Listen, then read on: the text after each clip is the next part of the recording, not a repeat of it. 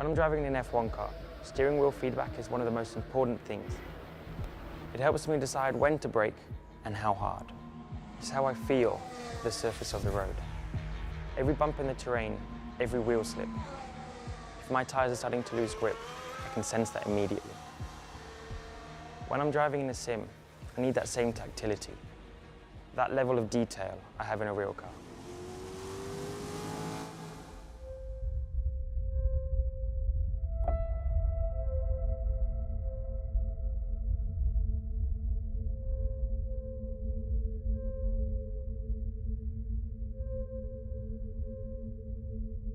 Racing games have come a long way in the last 20 years. Nothing's really changed in how we approach force feedback in all that time. Cutting-edge sims are now so realistic, drivers across all disciplines are using them for training. Our main goal when designing TrueForce was to improve the number of sensations that you actually feel, to put you better in contact with the car that you're driving so that you can improve your performance and that enjoyment of driving on a track. The physical feedback needs to be more immediate or accurate, or a player loses immersion or control. Game developers are still having to recreate their force feedback from a set library of effects instead of deriving it from real-time modelling. TrueForce is special because it levels the playing field for PC and console gamers. You're now getting the extra level of precision and detail that you need, regardless of which platform is your choice. This is not just iteration, it's total evolution.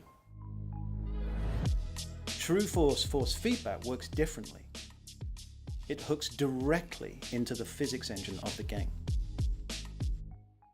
Games already calculate the forces on the tyres and the steering wheel. The TrueForce algorithm is able to process this data at up to 4,000 times a second. It will even use the game's audio engine and pass it directly on to the driver. We spend a lot of time as audio designers trying to make each car sound unique and as realistic as we possibly can. Being able to integrate the audio into the force feedback is something that we've wanted to do for a long time, and TrueForce enables us to do that. And the ability to send the audio to the wheel, to have it respond and vibrate with the loss of traction, really increases my ability to give that immersion to the player. You can sense the changing surface of the road. You'll be able to feel if the back end of the car is losing grip. The first time we had it running in the build, I could feel the wheel humming and vibrating as we revved the engine. Our immediate reaction was it really adds another level of immersion.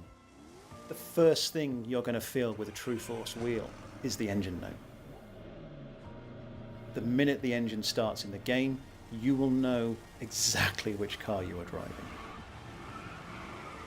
TrueForce is the beginning of something new. This is now the foundation for all wheels that we'll produce in the future. This extra level of information gives everyone all the information they need to learn how to control their car better. TrueForce benefits any racing fan looking for a more realistic driving experience.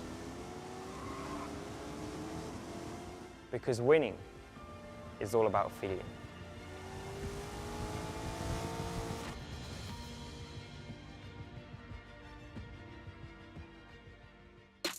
It's motorsport, but not as you know it. Test yourself and your everyday road car.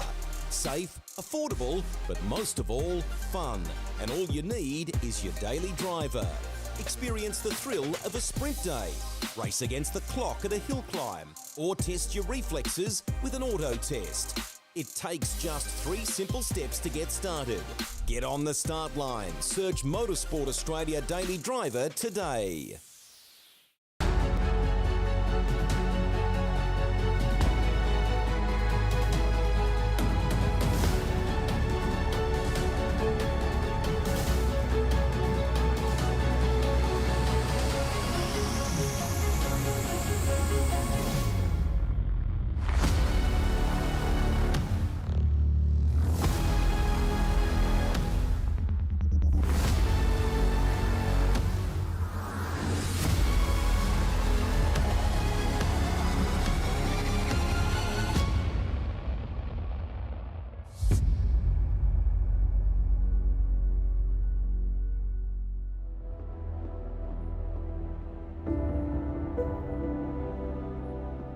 rounds to go, and it is all to play for in the Logitech G Pro Invitational Supercars A-Series. Good evening, everybody. Lockie Mansell here, coming to you live on the Race Stars TV network, along with Stephen Sandman Clark for round 4, the rescheduled round 4 of the series. Of course, it is actually the 9th of 10 rounds that we're doing this year. We had an absolute thriller at Bathurst a few weeks ago, but now we do get into championship deciding mode with just 7 points separating our top 2 drivers in the standings and just 111 points separating the top 4 with 400 points still on the table. Good evening, Sandman. Welcome to the coverage. Have you recovered from the thriller that we had at Bathurst? G'day, Lockie. G'day, everyone. Absolutely. What a race it was, too. It was so good to see our stars taking it out on Mount Panorama, but it's a different ball game this week, isn't it? And like you mentioned, with the points, it's tightening up at the top, so it's going to make things a little bit juicy towards the end of this race to see how everyone's going to be sitting as we head into the final round.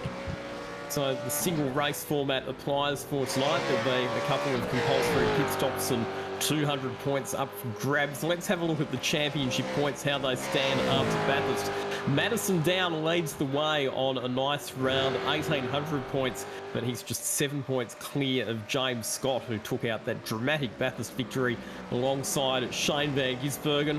Should say congratulations to SVG as well, because he, of course, went on to do the double and become, certainly to my knowledge, the first driver to win both the virtual and real-life Bathurst 1000s in back-to-back weekends. But turning our attention back to the virtual world, the other drivers that you would have to say are in with a shout in this championship, Brady Myers, he's on 1,704 points, so 96 points off the pace, and Ethan Grigol, fourth in the standings on 1,689 points, 111 points off the championship leader, Madison Down. After that, it's a fairly big gap back to Andrew Gilliam in 5th position on 1,525, and mathematically, Sandman, there's actually as many as 7 drivers that will win the title, but in the case of Rick Kuznetsov, who is 397 points behind Madison Down with 400 points up for grabs, he'd obviously need pretty much everybody in front of him to have absolute disasters in those final 2 rounds if he was to be with a chance. Yeah, a lot would have to happen, a lot would have to play out. But yeah, like you said, yes, mathematically there are a number of teams and drivers that are in it. But yeah, like you said, it's probably the top 3 or 4. But how good is it? The championship is so close, 1,800 to 1,793. So 7 points covering our top 2. I think that's pretty spicy.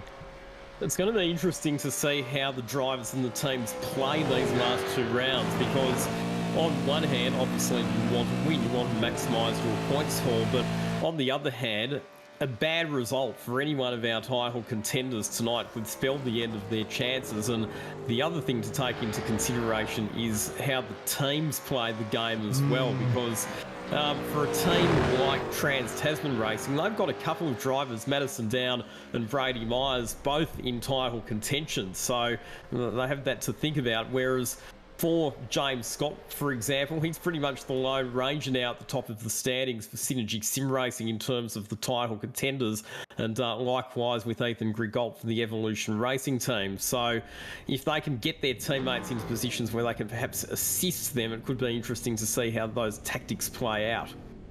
Absolutely, and speaking of James Scott, it's the return of his teammate. So he is looking to probably play a little bit of a part in Scott's results tonight. Obviously having to take that 2-week siesta for Jared Filsell, but he's back, and you can see he's already sort of in the top 6 of the timesheets at the moment. So here we are as we roll out to practice. So that's definitely something going to be think about for Synergy Sim Racing.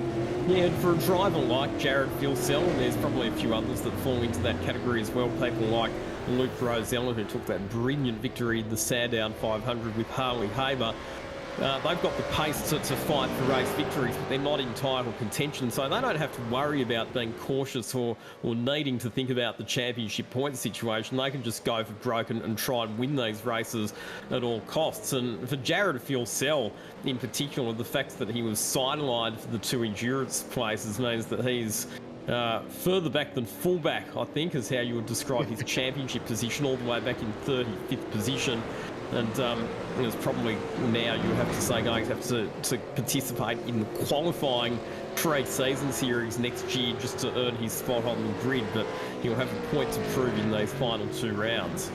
Absolutely, and we know Jared's got pace, and he definitely knows that obviously there's nothing really much to gain out of this year now, but he'll take on the team role, and I think he may enjoy it now because it actually takes a bit of pressure off him as far as not having to get a win, but definitely the idea of getting up there and helping his teammate in James Scott, that I know that'll put a bit of fire in his belly, and I don't think he'll have too much trouble transitioning through the qualifying series next season if he decides to participate. So because this is quite a long circuit, 6.5 Ks for Road America, so it's actually a bit longer than Mount Panorama Bathurst, it means that we'll have all of the cars out on the track together for qualifying session. So all cars now out for this single 15-minute session to set the grid positions for our single race that we've got tonight, but it's quite a high average speed at Road America because you do have those very long straights. In fact, it's got some real character, this racetrack, because it's got a bit of everything, as well as obviously those long straights and some quite big braking zones. You've also got a fair bit of elevation change, some undulations in the circuit. You've got that really long, constant radius right-hander that we describe as the carousel, but then you've also got turns through turns 12, 13 and 14, some pretty quick direction changes as well. And to throw in the mix that there's a little bit of drafting opportunity with a couple of these straightaways too. So it's like exactly what you said. This track has a little bit of everything, and I think it meets a lot of the drivers' eyes, especially myself. I really enjoy doing laps around this place. So hopefully it turns it on for tonight. Because of those drafting opportunities as well, you would have to say, I'm not overtaking this, I'm not going to say easier, but I am going to say a bit less difficult than perhaps it is at other circuits, because if you can get in the toe of the car in front and get a nice slipstream, and then you can set yourself up to draw alongside heading into the braking zone for the next corner. And it's this qualifying session as well, again, it might be that we see team tactics play a bit of a role because teammates will be trying to help one another with the drafting. Absolutely. We see that at a number of tracks, don't we? And you're mad if you don't just take that opportunity to pair up with a teammate just to see what you can gain, because we've seen how close these qualifying sessions have been throughout the year, and those little tiny margins can be just so keen at the end of it. Like, as far as getting that little bit of a draft, if you can tee up that you're with a teammate and maybe do him a favour in the next couple of laps, it definitely does turn into a big benefit come the end of quali.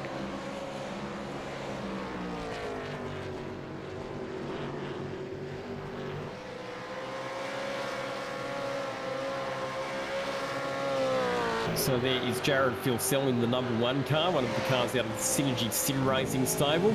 Everybody will be on their first qualifying lap at the moment. And I'm pretty sure the pattern in this session will pretty much follow what we've seen in all of the qualifying sessions that we've had this year, where the drivers will come in, they'll do one lap and they'll come back into the pits, put a fresh set of tyres on and go again, because the tyres are really only at their peak level of performance for a single lap. How's the ground that he made up just under brakes there? We were riding on board, and I guess that's one of the catch-22s. You want to be close enough to capitalise on a draft, but you don't want that driver in front to be enough where it sort of hurts you a little bit in the braking zone. It looks like he got away with it. You get a nice little toe to the checkered flag, but that was really cool to see how much ground he made up under brakes.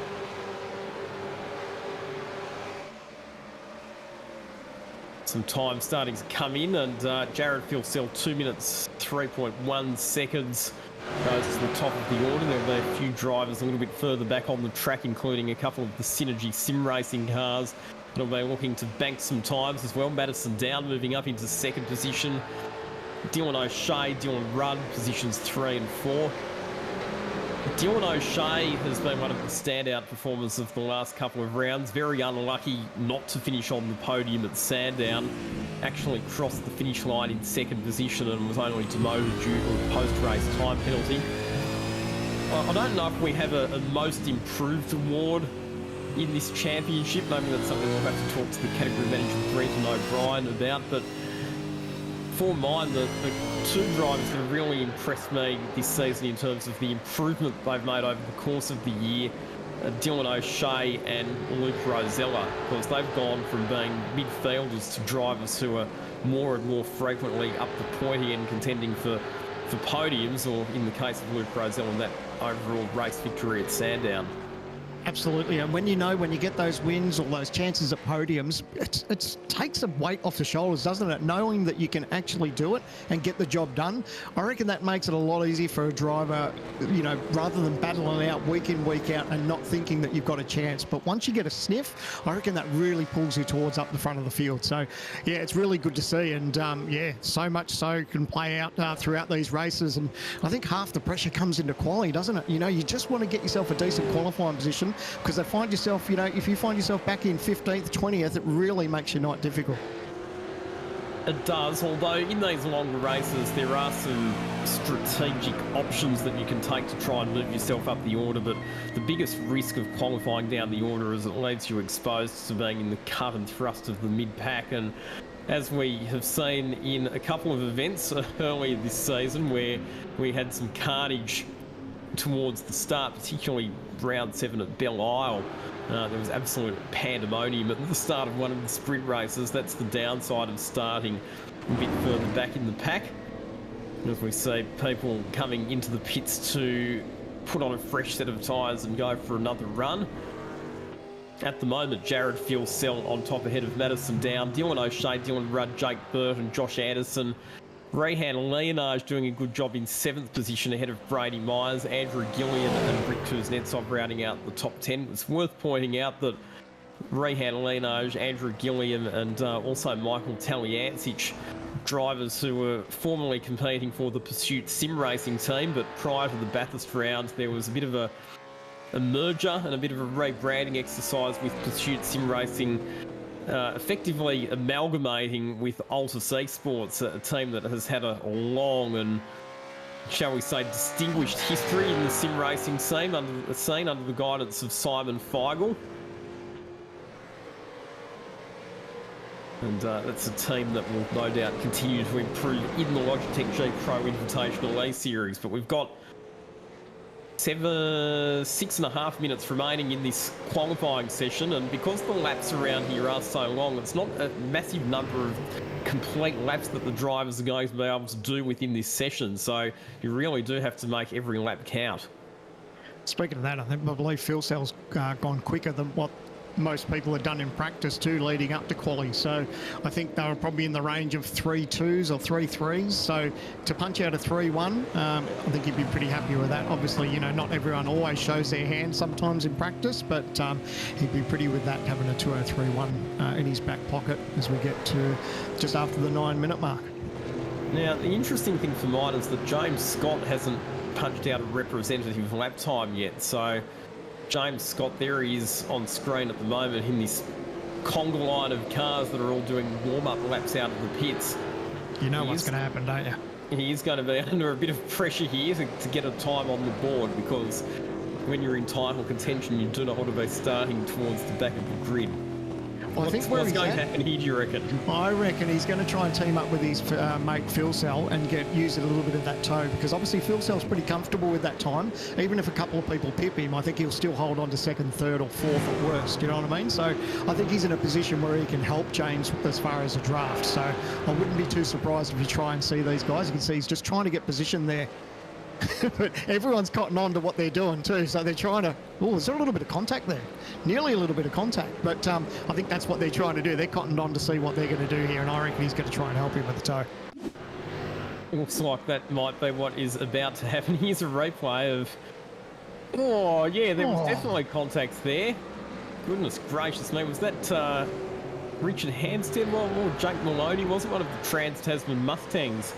Ended up out in the grass there, but there is Jared Fuel-Cell just moving in front of James Scott so that Scott can get the advantage of the slipstream when they get onto the long main straightaway. There it is here, it was Jake Maloney there. Yeah, I reckon stewards will look at that. Because everyone knew, I could tell what everyone was thinking, and I knew that's the game they were going to play. So, and I think TTR knew that, and he was going to try and see if he could tuck in behind there, and looks like Jared shut the door pretty good on him. So, I don't know, but here we go. So you can see Jared's just trying to punch that decent hole in the air, just so Scott can make the advantage of that. He's enough up the road where he's not going to jeopardise him in the braking zones, but, you know, I think this is what he needs for it to play out, just obviously because the first lap that he's done isn't quite put him there inside the top 10. I don't know where it put him overall, actually, but he really needs this one to count because we're at just nearly at 11 and a half minutes of this quali session. Yeah, well, the answer to where James Scott's first lap put him was nowhere. Actually, he boarded the lap and came back into the pits without putting a time on the board. So, hence the reason there's a bit of pressure on to get a lap time out of it here. And just behind them, you've got Luke Rosella. He's currently 11th in the order, looking for a bit of a slipstreaming tow from his Synergy Sim Racing teammates as well. So the Synergy Sim Racing drivers all working together to try and maximise one another's opportunities here. I wouldn't be surprised if you just see Jared just probably roll out and throttle a tiny bit more just to try and pull James in a little bit closer as they run to the start-finish line. But good, strong team tactics for these guys. They obviously know what they need to do, but the pressure's on James. You don't want to make a mistake here because at 12 minutes now, they're really running out of options. There's no chance to get back and put fresh tyres on it. Sort of, if he makes a mistake or doesn't get the job done, he has to have a second crack on old tyres. Exactly right, and the point that you made about the braking zones as well, that's important because it's all well and good to get the advantage of the tow from the car ahead, but if they then hold you up through the corners and the braking zones, that can pretty much nullify any advantage that you might gain as James Scott comes to the line and moves up to position 3. So that was critical. He needed to get that lap on the board, and he did. So he's in the game. He's inside the top 3. Yeah, that worked out well for them. Obviously, like I said, Phil Sell had done a pretty decent time. He could get away with trying to help his teammate and to be P3 or now P4 as Myers goes into P2 now. So just jumps teammate Madison down. So time still fluctuating a little bit with just under 2 minutes to go. So 3 out of our top 4 drivers in the championship are also 3 out of the top 4 drivers on the timesheets at the moment. The one who is not inside the top 4 is Ethan Grigault. He's down in 17th. And we heard from the Evolution Racing team manager Brenton O'Brien that Ethan's racing remotely tonight. He's at a racecraft centre in Perth, so not using his own gear. And that's because he's over there in Perth trying to defend his National XL Championship title, the Hyundai XL Racing Series, which he won at Morgan Park last year. So we do wish Ethan all of the best with that, but not an ideal situation, obviously, for him having to use an unfamiliar sim setup, which might not necessarily be configured to his liking. Absolutely, and that's crucial, isn't it? You know, as far as your driver comfort, you know, you really get used to your own rig and your seating position and everything else. So even though, you know, you're still using a steering wheel and pedals and a seat and all the rest of it, it still feels really alien. So, you know, it's not a surprise not to see him as strong as what he'd like to be, but unfortunately that's part and parcel of jumping into a rig that he's not familiar with. Yeah, so it might be a bit of a struggle for him. It's really about trying to, I suppose, salvage as many points as he can out of the night, but so far the qualifying time is not what we would expect of Ethan Grigault, and I think it just goes to show that a lot of these drivers and teams, they do spend a fair bit of time and a fair bit of money as well on custom building their sim rigs and getting them set up with the right ergonomics to suit their driving style. So if you have to jump into an unfamiliar setup, it can really compromise your ability to get the best out of yourself. And unfortunately, I think that's what Ethan Grigault might be struggling a bit with tonight. Yep, and that's no discredit to him or anyone. It is tricky for everyone just to jump in a different rig. So no doubt he'll do his best. He's got 43 laps to sort himself out, so hopefully he can make the best of it. But the way the times are, quali session's over. There are still a couple of cars that are on quick laps here that got themselves out of sequence, but I don't know that too much is going to change here. I think Phil Sell might have done enough to hold on to P1. Yeah, I reckon you're right there. We just saw Brett and Hobson having a wild moment through the grass, so he's definitely not going to be improving his lap time in this session. So Jared Phil Sell, by a pretty handy margin as well, 2/10 in a field that's as close and competitive as the Logitech G Pro Invitational Series. That's pretty impressive to take pole by 0.2 of a second, especially when you consider that there's only 0.3 of a second separating the cars from second down to 10th. So really solid return. And like I said, he's got a point to prove in these final 2 rounds. Jared Filsell's been a shocker of the season, which culminated in getting banned from the 2 endurance races, but he'll be looking to bounce back in style tonight. And as it plays out, it's put him in a good position to help his teammate in Scott. So Scott's 4th. So no doubt you'll see these guys working together and hopefully, making it interesting come towards the end of the race. Well, while we get ready for our drivers to get down onto the grid, let's head down to the pits and catch up with some of our main players from that qualifying session. So we'll start off with our pole sitter and say very, very well done to Jared Filsell, pole by 0.2 of a second. What a return to the series. Yeah, perfect. P1. How was the session? How was the car? It wasn't too bad. The car was pretty loose in the first run. I made an adjustment in the second, but ultimately didn't really get a good feel for it because I was giving the tow to my teammates. But no, the car was really good. I was really happy with it. Just see if we can hold on in the race now.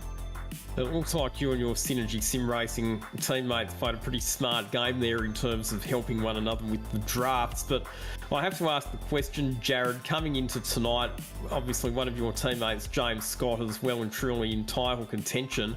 To what extent are you going to be helping him out in the race tonight? I'll help out where I can, where if he's stressed, in a stressful situation or whatnot. I've been here, done that, so I've experienced it all. So just try and keep him cool, calm and collected, as I always say. But yeah, we'll be trying our best to get him out front if we can. It's looking like it's going to be a pretty interesting race with the 2 TTR guys as well. It's going to be fun. Thanks, Jared. Congratulations, go well tonight. Sandman has moved over to the other slot on the front row of the grid to have a chat to Brady Myers. Brady, congratulations, P2 off the front row. You'd be pretty happy with that, wouldn't you? Yeah, very happy. Limited prep this week, so yeah, happy to put it on the front row this week. And you also got your teammate and boss, Madison Down. He's starting in P3, so maybe a little bit of working together to get through tonight. How's it been your prep as far as leading up to this one?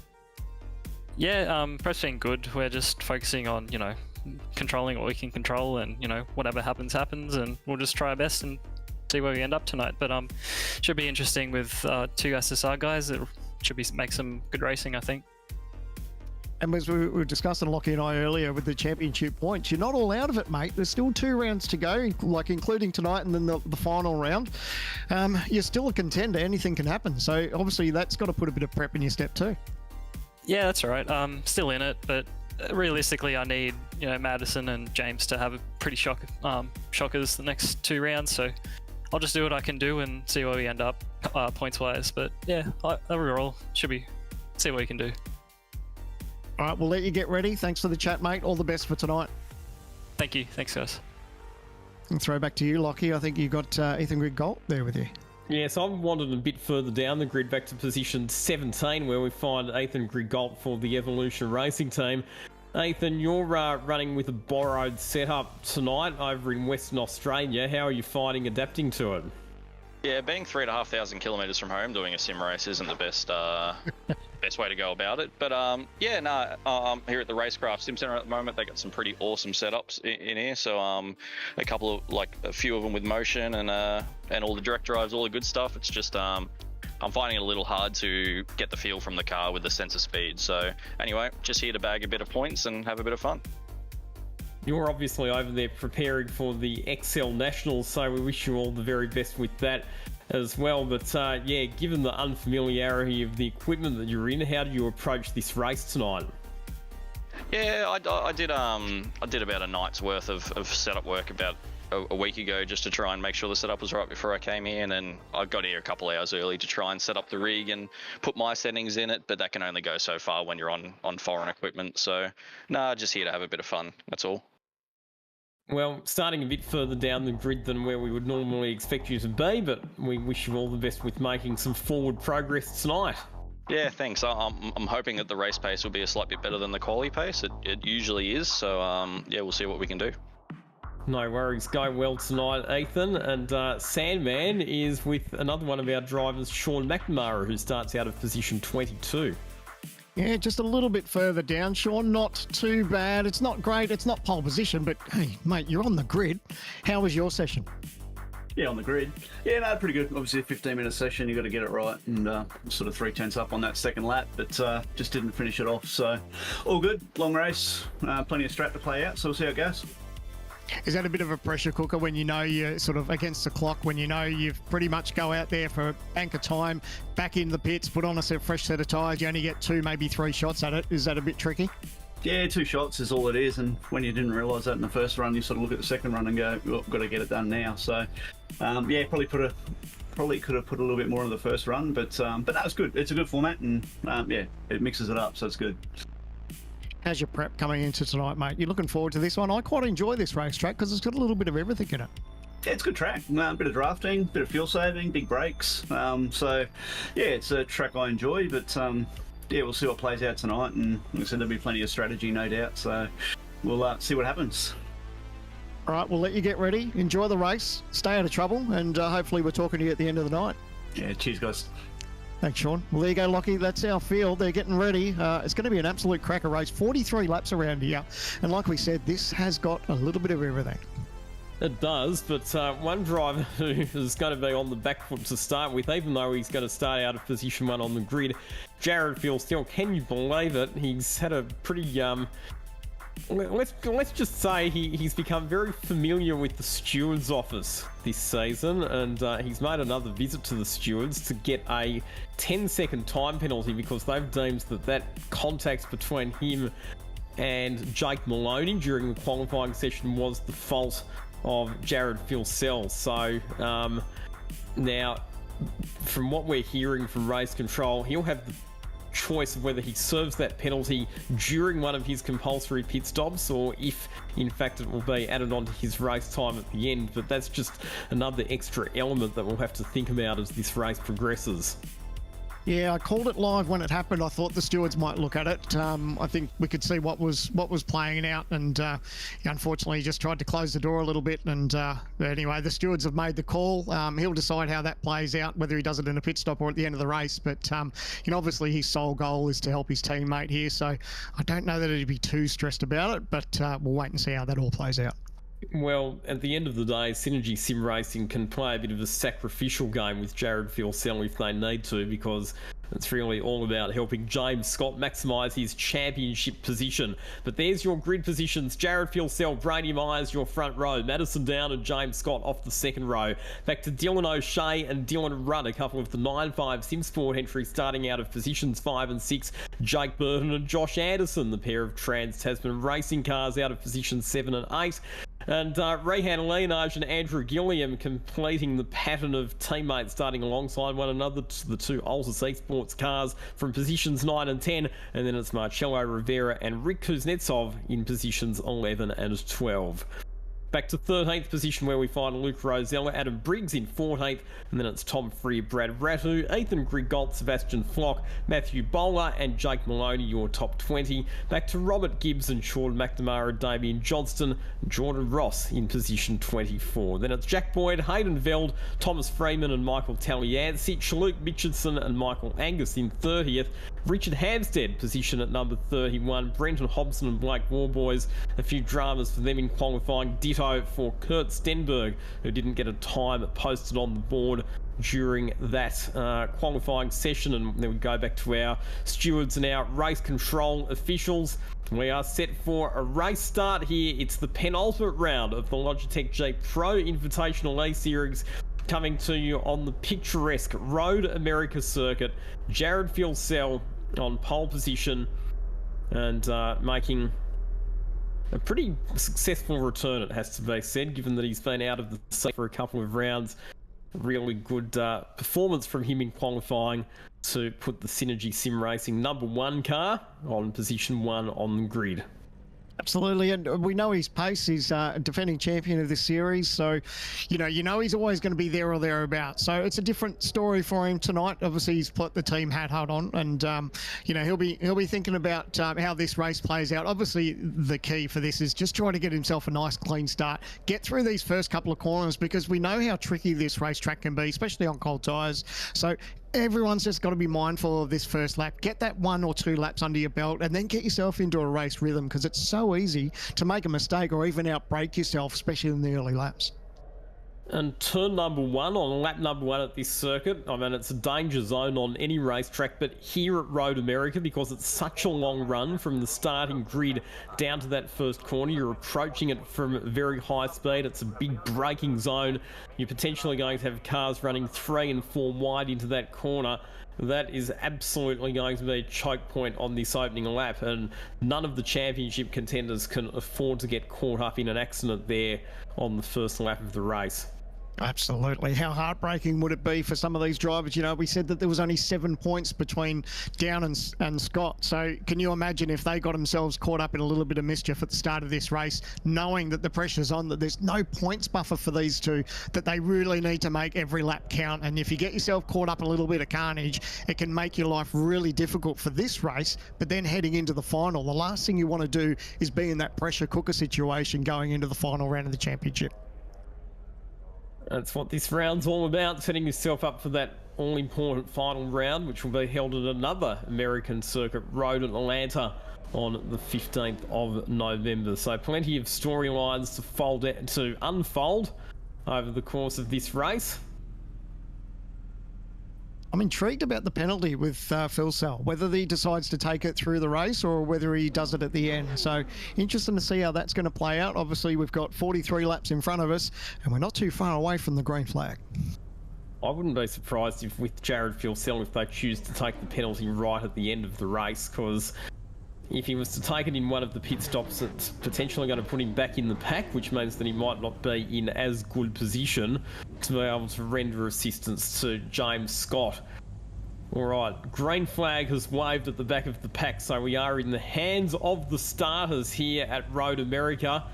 Watch the start here. It's going to be critical to get a good launch for the run down into turn number 1. The revs are rising, set for a start. This is the penultimate round of the Logitech G Pro Invitational Series. It's coming to you live on Race Stars TV from Road America. Lights out, away we go. Nice start from pole position by Jared Phil-Sell, but a better start, better acceleration from the outside of the front row. Brady Myers. And look at James Scott as well, swings straight ahead of his championship rival Madison Down, and is already looking up the inside of his teammate Jared Phil-Sell. But Brady Myers absolutely nailing the start to perfection from the outside of the front row. How good was that? It was no slip, just got the foot down and off he went, and had already got position on Jared just going in before that even got to the first turn. So really great start. Now for him, it's eyes forward. He doesn't have to worry about what's going on behind him. He just needs to hit his braking markers. Couple of battles happening. That's Marcello Rivera running side by side with Andrew Gilliam on the run down towards turn number 2. Rivera right out on the outside, gets out into the dirty part of the racetrack. He was over that ripple strip in the braking zone there. That unsettled the car, and as a result, he's been shuffled back to position number 14. And here is Brady Myers. So he had a pretty handy lead after the first couple of corners, and we've got an incident a bit further back in the pack. Matthew Bowler, Michael Taliancic with a lot of damage, and Sean McNamara has been involved, so some contact in the mid-pack. Oh, that's always one of the dangers, isn't it? When you're back in the pack there, if something happens, sometimes you can just get caught up in a concertina effect. Hopefully they've been to get away with it without too many battle scars, but there was some damage there. Fingers crossed they got away with it and they can continue on in this race. And Ethan Brigalt was involved in that as well. He's fallen all the way back to 34th, so one of our championship players in trouble in the early stages of this race. And a lead challenge on up the inside. Jared Phil-Sell makes the move on Brady Myers, who gets forced wide, and James Scott goes through as well. So it's Synergy Sim Racing teammates now running in positions 1 and 2. Yeah, as soon as Phil Sell made that move, Myers was just a little bit wide and Scott capitalised on that. So now they're exactly where they want to be with Phil Sell and Scott. And all they can think about now is just trying to get the TTR cars behind them, because they've got themselves pretty much a perfect start for them after lap 1. They're in position where they want to be. They're in some clear air now with Jared. So it'll be interesting to see now whether Jared, or just as he says that, whether he moves over and lets his teammate past. And does so.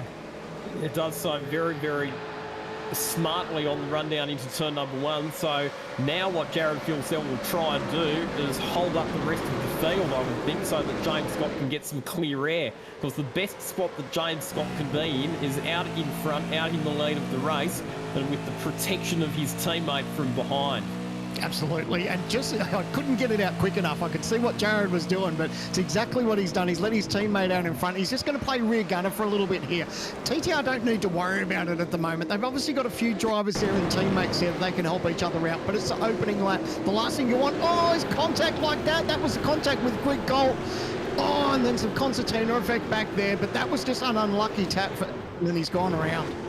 Yeah, I mean, I'm not exactly sure of the configuration of that borrowed sim setup that Ethan Grigolt's using over there in Western Australia, but depending on how many screens there are and how they're adjusted, the whole perception and spatial awareness of where you are on the track and whether or not there might be another car alongside you, that could all be quite different to the setup that he's used to at home. So it could have just been a case of him not being fully aware that there was another car down the inside of him there. We're right on board with Josh Anderson, currently sitting in position 7, in behind Dylan Rudd aboard one of the 9.5 Sim Sports machines. Looks like he's quite content just to watch to see how this is going to play out. Obviously, they know what's happening up front. I think they're all just keen to sort of just stay in touch here, especially in the first couple of laps. The last thing you need to do is make a meal of it, make a little mistake and find yourself sort of 3-4 seconds, down the road further than you need to be. You want to be in touch with these leaders, but you can already see it's almost nearly a second between Scott and Filsell. And what Myers will be doing now is just see if he can get a little bit of a tow, which he's got here. Jared will be all over it though, so he knows, and that's exactly what he's done there. Just closes the door a little bit. Myers has got to be careful. When you jerk the car to the left there after that, the last thing you need to do is unsettle the car and get sideways. So he was on top of it, but obviously Filsell knows exactly what Myers is trying to do. He's trying to get that draft and trying to get the job done on Filsell, but Filsell wants to try and protect his teammate in Scott. And there was a bit of bump drafting going on there, wasn't there, down the main straight? So James Scott now leads the race by a second or thereabouts, and then it's a big freight train of cars that are all forming up behind Jared Filsell. There's Josh Anderson a bit further back running that retro PWR livery, very reminiscent of the Greg Murphy and Paul Wheel cars from back in 2005. Now, there are a couple of compulsory pit stops that are going to have to be taken in this race. And if you want to split your tyre wear evenly, the optimum strategy is to pit after lap 14 and then again after lap 28. But depending on what drivers want to do, whether they're maybe a bit further back in the pack looking for an undercut, we might see a few drivers electing to pit a bit earlier than that. So it'll be up to the individual teams as to how they play that out. And one of the things that we've seen right throughout the season as well is that you can take on different amounts of fuel at your 2 compulsory pit stops as well. So we've seen, for example, drivers a bit further back in the pack, if they feel that they've got good pace, they might do a shorter first pit stop, lighter fuel load, get some track position, punch out some fast laps, and use that to try and elevate themselves up the order. Absolutely, and I guarantee that's what TTR's doing at the moment. They're thinking about what their strategy can do as far as changing the outcome of this race, because at the moment, Jared's just holding strong here. He's basically being the cork in the bottle. He's not doing anything illegal, but he's just looking after his teammates. So TTR can see exactly what's happening, how it's playing out. So they're starting to think about maybe the undercut. What do they do differently with that team that they're trying to battle as far as their pit stops? Can they have that advantage on fresh tyres to try and just get past Filsell, and then they can concentrate on chasing Scott, who's down the road. Obviously 1.1 seconds, but Jared's got his hands full here, and Myers is trying to go around the outside, but he's really going to make it tricky for him here. That's almost impossible to get the job done around the outside. Once again, Filsell having to run a defensive line into turn number 1, and James Scott, he was 0.4 of a second quicker than any other car on the racetrack at the moment, so the clear track working very much to the advantage of James Scott. As we have a look at this, is Luke Rosella making just a went in move. deep. Yep, went in a little bit deep, run wide. So that was why Luke Rosella dropped some spots. He's back to position 16. And now battling it out with Brad Rattu. The thing that I find intriguing about this battle with Phil Myers down Burton is that Myers really needs to sort of keep his emotions in check. He knows what Phil Sell's doing, so the last thing he needs to do is get sort of rattled a little bit by what Jared's doing. If he can just keep his mindset that, you know, they've obviously got to have a plan in place to try and get past him, but not let it rattle him, because if you start letting that happen, he can make such easy little mistakes, and that can cost him big time. Good battle a little bit further back with Thomas Freeman and Blake Warboys. Blake Warboys in the Super Cheap Auto Mustang. Putting some pressure on Freeman at the moment. James Scott. Oh, now we've over lost a second and a half ahead of Phil Sell. Oh, sorry, I just saw Myers disappear from the... if I had a heart attack then, Myers disappeared from the screen, but he's back there. So, whew, heart and mouth stuff there.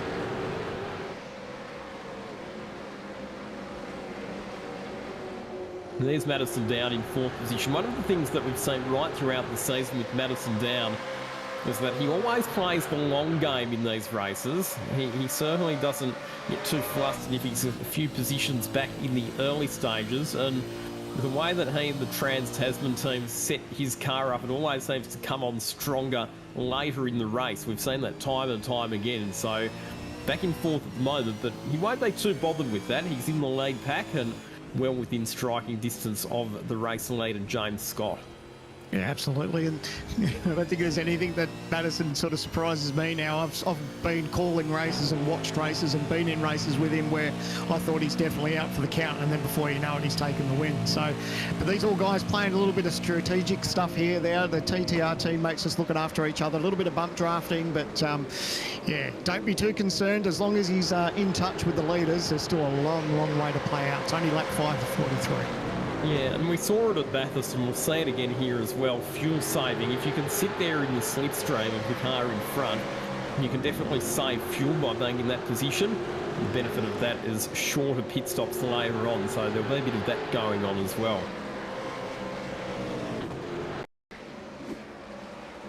It's Yeah, Hobbo. something's happening with Hobbo. God, this is such a tricky corner. He's done all right to get through there so far. Looks for a move up the inside. Job done, nice pass. So he's just slowly picking them off one at a time. And that was the move for 23rd position. My concern was going to a replay that we were going to see him outbrake himself or something. It's so easy at this racetrack, especially when you're tucked up behind a car. You're carrying those extra couple of kilometres an hour, and if you just misjudge that braking marker, it's so easy just to run wide. And off this racetrack with these long straightaways, it can catch you out pretty quickly. So I breathed a sigh of relief there when we saw Hobbo didn't go off the track. So that was a good replay to see him just slowly starting to pick off the competitors one by one.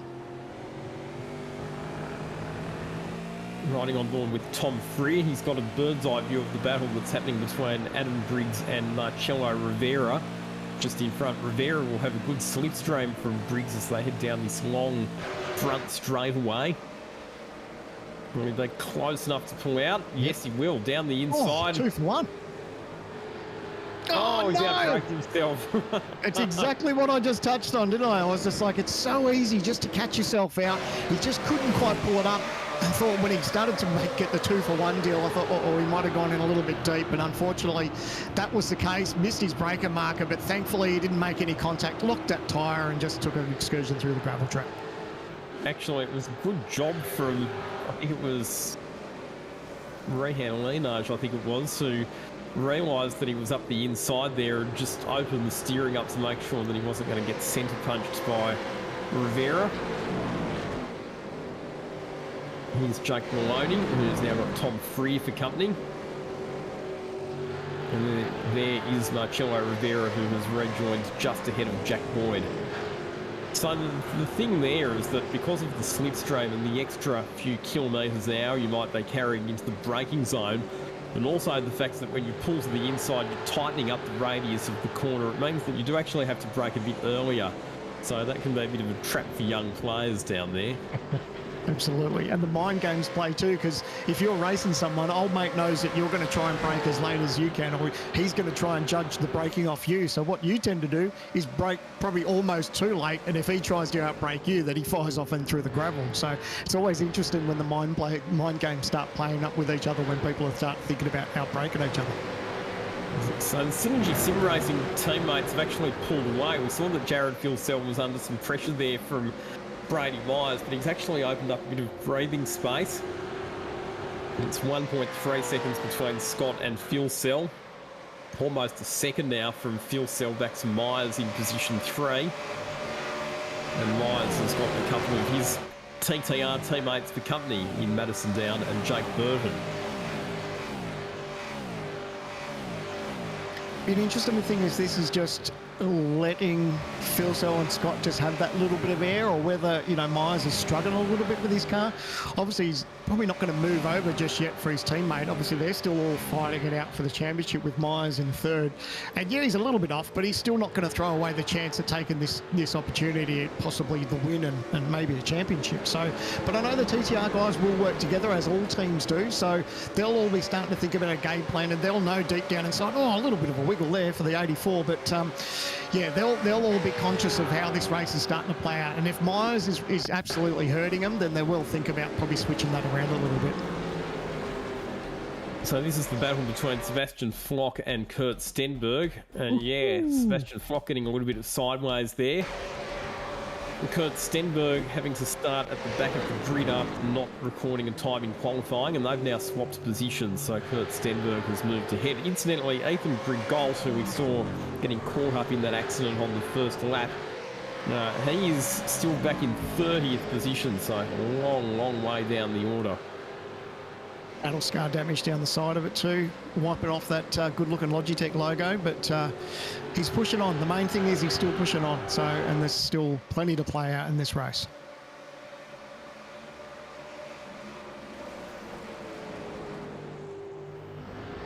I guess now it comes down to when these teams start thinking about these pit stops, isn't it, Lockie? As far as, you know, they've got themselves into a rhythm. I guess most of the field is single file now. They've got themselves to a point where they can understand where their car's at, and then they'll start thinking about these two stops to get them towards the end. Yeah, definitely. I think in the case of the front runners, they won't be stopping too early, because then you just put yourself back in traffic. So they'll be quite content to maximise the clear track while they've got it. This is a good battle. Luke Mitchison up the inside. That was Thomas Freeman. Damien Johnston is involved in that contest as well. Oh, he's going to switch him back here. He's got the inside move, so he's going to poach that back by the looks of it. Don't want to outbrake each other. Good move there. A little bit of smart heads-up racing there. He just rolled down the throttle, said, you know what, yeah, all right, had a crack, didn't quite get the job done. I'll let you go. We'll push on for another day. And Brenton Hobson just ahead of this contest as well, as we ride on board with Damien Johnston in the 033 Synergy Sim Racing machine.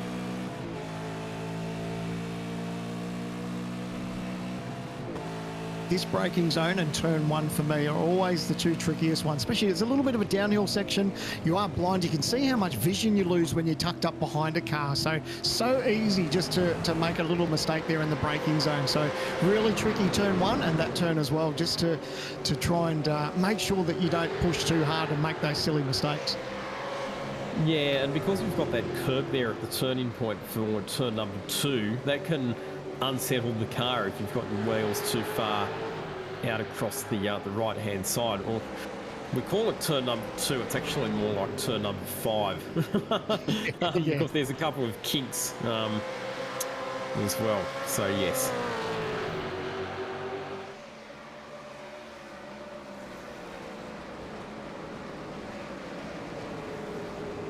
It's nights like this, I'm glad I'm not a team leader in these teams and trying to work out strategy and everything else, because this is where they're starting to think about how this race is. You know, these drivers are all sort of running line astern. They're trying to think about how they can get the job done in front of the cars that are in front of them, whether they're holding them up or not. But it's all thinking about what sort of gains and losses they can take. And exactly what you touched on before, Lockie, is that you don't want to pit too early for these guys because they will find themselves in so much traffic.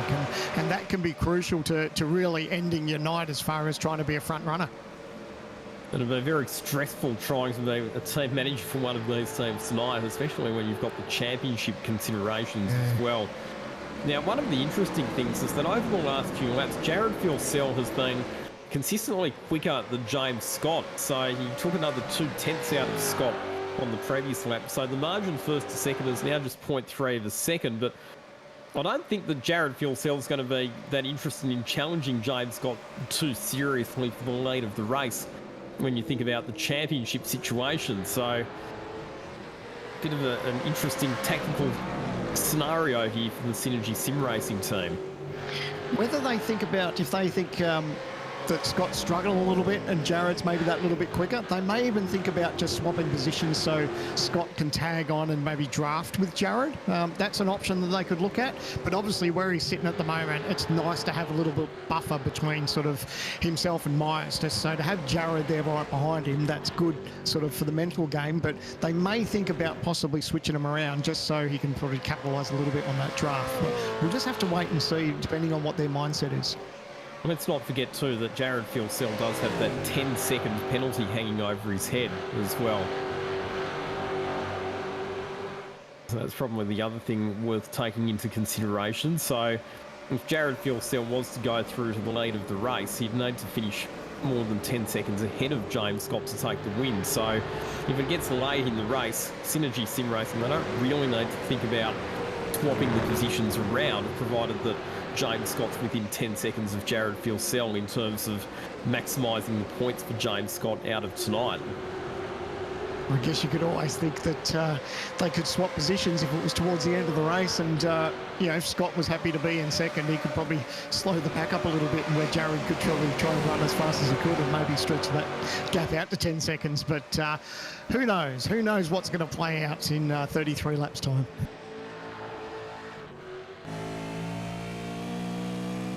Thinking about it. No, he's just going to be happy to sit at the moment. Of course, where he's at the moment too now is that he can probably just tack onto the back of Scott and try to give him just a little bit of a bump draft too if he gets close enough. But the last thing he wants to do is put too much damage to the front of that Commodore where it hurts his aero. So he is there. Yep, there's that little bit of a bump draft. Not too much into the braking zone.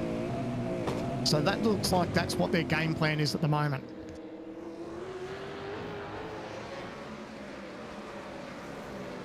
So they'll keep working together. Here's Jake Maloney down the inside of Rehan Leonage. That is the 12th position. I thought he was going to lose another spot there, Rehan. So nice heads up there just to keep an eye on the mirror, because I thought Rosella was going to sneak past him there. Will he do it now? No, he thinks better of it and just gets him behind. Yeah, we saw Luke Rosella off the road a couple of laps ago, so he's in recovery mode from that at the moment.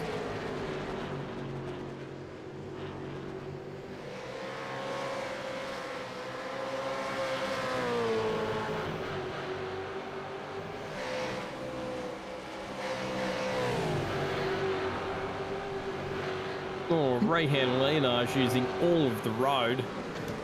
He had his left rear wheel almost out into the grass there. I think that'll be making Luke smile a little bit too, because if you can see him sort of fighting a little bit with the car, he'll probably set himself up as he's down this sort of front straightaway. If he can get himself a nice exit, I think it'll be a toe and a possible move up the inside. I think that's what he'll be trying to think himself about. You can see he settles the car in through that corner, and it's all about getting a good run here and grabbing that toe. So looks like he might be close enough to capitalise. Let's see if he gets the job done. And he got a good exit out of turn number 14 there, so he'll be right in the draft of Leonage as they come down the straight. Here's a graphic demonstration of the power of the slipstream. You can see Rosella closing as he able to get up the inside. He'll draw alongside Leonage on the exit of turn number 1. They'll run side by side down to the next right-hander. Give it up, give it up. 3, and he'll swing on through there. Nicely done. Yeah, good heads-up driving. You don't want to fight too much for that. He got the job done there, so roll out of it and fight for another day. But look, he's got a good run out of there. He's thinking about getting the move done here. He's going to try his luck around the outside again. You don't want to be caught in going too deep under brakes. He thinks better of it. Nice job there, Rian. Just push on and see what you've got for later on.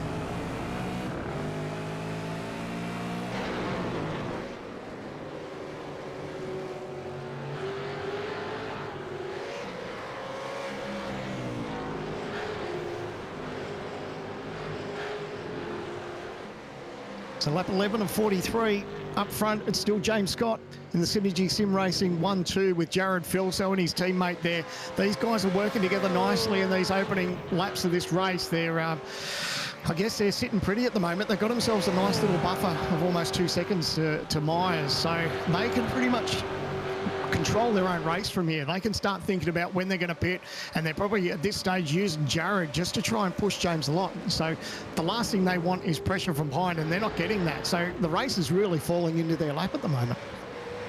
It sure is, and there have been some rounds this year where James Scott has just looks to be in an absolute class of his own in terms of race pace. Obviously, we saw the big victory for him and Shane Van Gisbergen at Bathurst, where they had to withstand some pressure from behind. But Sandown in the opening stint, James Scott was driving away from the field, and it was only a bit of an accident for Van Gisbergen during his stint in the car that put them a bit further back in the pack. So James Scott looking to do what he can to close down the championship lead, or perhaps even overtake Madison down toward the championship lead heading into the final round. I'm not going to do any hypothetical points calculations just yet, because I know the second that I do that, everything will change, but maybe after the second round of pit stops, I'll start to look at that. Blake Warboys down the inside of Hayden Veld. The move's not done yet. Oh, Still he's not done. Putting up the battle. Hayden Veld hanging tough on the outside there, and the advantage if Veld is that he'll be on the left-hand side, which is the inside, when they get down to turn 5 at the bottom of the hill. So as long as he can stay there, he should be able to retain this position. They're both off the very deep under brakes. Oh, how good's this? This is great racing between these two. Yeah, these guys aren't giving an inch. They're still going to go side by side through there. They're just fighting it out. They're giving each other plenty of racing room. Awesome to watch. He's going to hold on. So well done to Warboys. That was a really great battle. But he needs to cover now because Veld's got the run now. He's going to think about the outside. No, thinks better of it. How good was that to see those guys side by side through all those corners? That was really good. Lots of respect shown between the two drivers. Really, really good, hard but fair and clean racing. Well done, guys.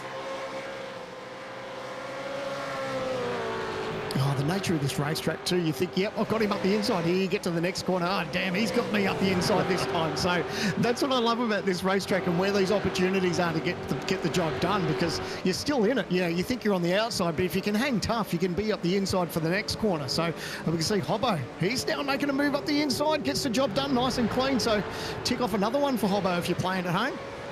Yeah, it looks really good. It was like, I think it was certainly clean racing there between Warboys and Veld, but they were slowing each other down, and that's invited Brenton Hobson to join the party as well.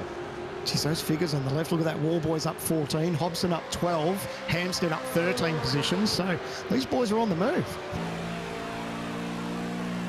Not done yet. Hayden Veld will like that spot back. And he's letting Hobbo know all about it.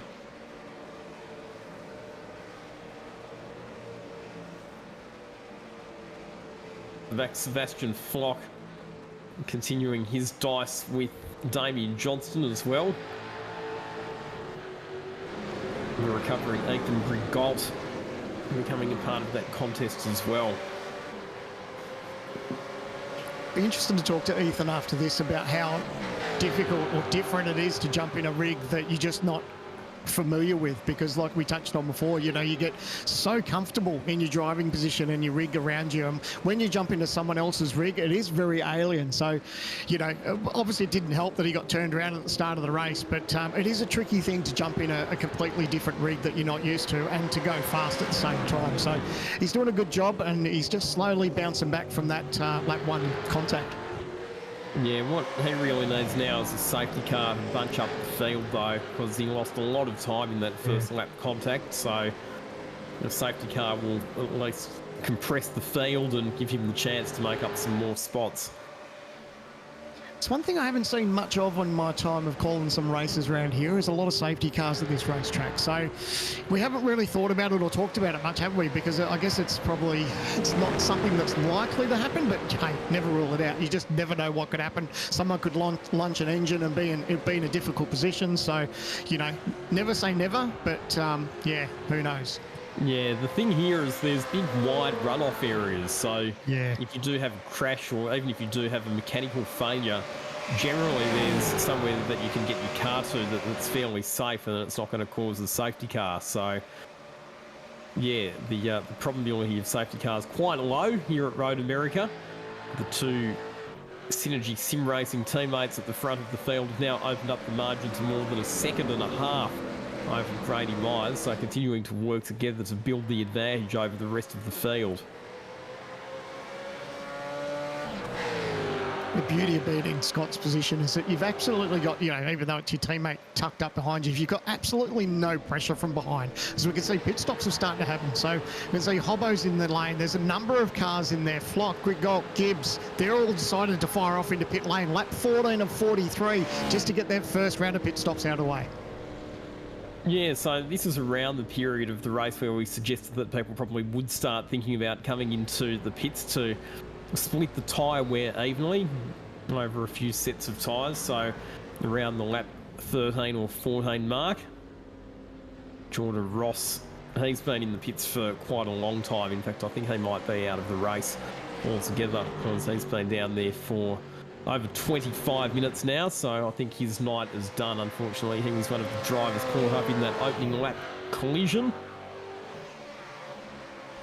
Love to see Myers down, Burton and Anderson, all these guys to pit possibly before Scott and Phil Sell, but it's at a point where the margin's over 2 seconds now. That one lap advantage, I don't know if that'll be enough on the fresher tyres to close that margin. So what they really needed to do is just stay in touch with Phil Sell and Scott just that little bit closer so they could have that chance of that undercut.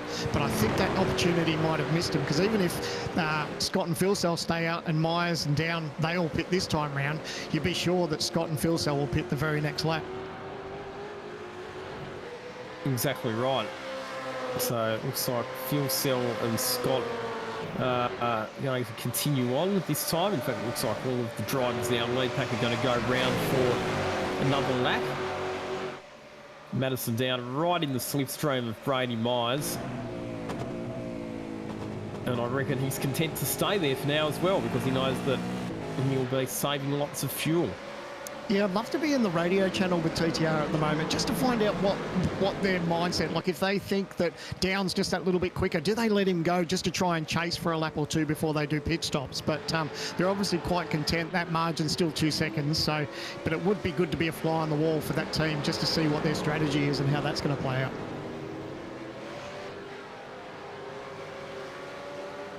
Battle a bit further back, Jack Boyd and Richard Hanstead. Both these drivers have made up lots of spots, or obviously affected by the pit stop shuffle that's unfolded. So at the moment, the highest placed driver who's done a pit stop is Brenton Hobson. So he's come back out in 25th position after taking his pit stop. His pit stop was a bit shorter than some of the other cars that came in. He was only stationary for 14.7 seconds. A lot of the other cars that have come in were stationary for well over 20 seconds. And that's that fuel strategy you were talking about, wasn't it? You know, you think about whether you go for the shorter splash at the start or the longer splash. So that's what the two differences we've seen so far. So at the moment, Hobbo now just needs to have his nose to the ground and try to punch out these laps and make the most of having that lighter fuel load and the fresher tyres.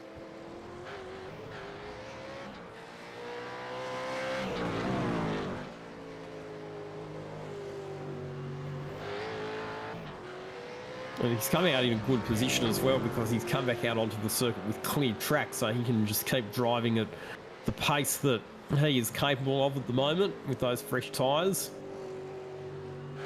And he'll be looking for a bit of an undercut benefit as a result of that early pit strategy. Almost feel like Superman sometimes when you've been running around on old tyres and then you get a new fresh set. It's always a good feeling as a driver.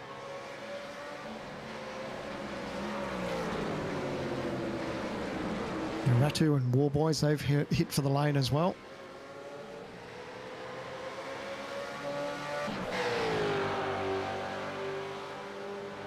I don't know that TTR's doing enough to put the pressure on Scott and Philcell here. No, because like the I said, margin's now 2 seconds, so I agree with you. So I think the people in the TTR bunker might be getting a bit concerned at the moment at how they just haven't quite had the ability to put the pressure on the Synergy Sim Racing guys. So they'll need to think about, start thinking very carefully about their pit stop tactics to try and engineer a way of getting a bit closer to them after the first round of stops.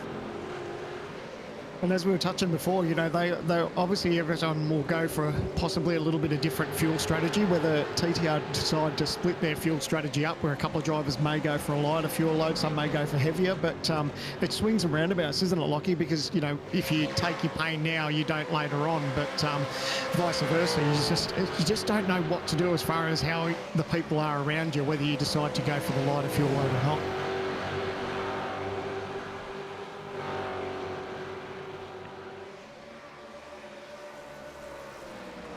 It's just a shame they're not close enough to capitalise on an undercut for tyres. I think that is, at the moment, that's hurting them. So 2.3 seconds now. So, yeah, now we just sort of wait with bated breath, don't we, just to see what the teams do. You would imagine that TTR would pit first because Scott and Philcell can afford to go that extra lap and still come out with the lead, obviously depending on what the fuel loads are. Yeah, I mean, one of the disadvantages of pitting first is that everybody else can see how long you've stopped for, how much fuel you've put on, and then they can make their strategic decisions accordingly. Whereas if you pit second or you pit later, you can see what everybody else has done. You can time your pit stop so that you don't lose track position.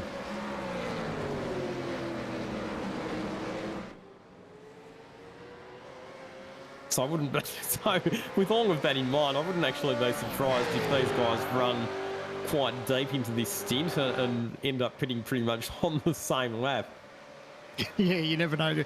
I reckon they're all just watching each other, aren't they? They're in a position. Yeah, if Scott and Philcell pit first, then the TTR guys can go, all right, well, let's put in just enough fuel to make sure that we come out ahead of them.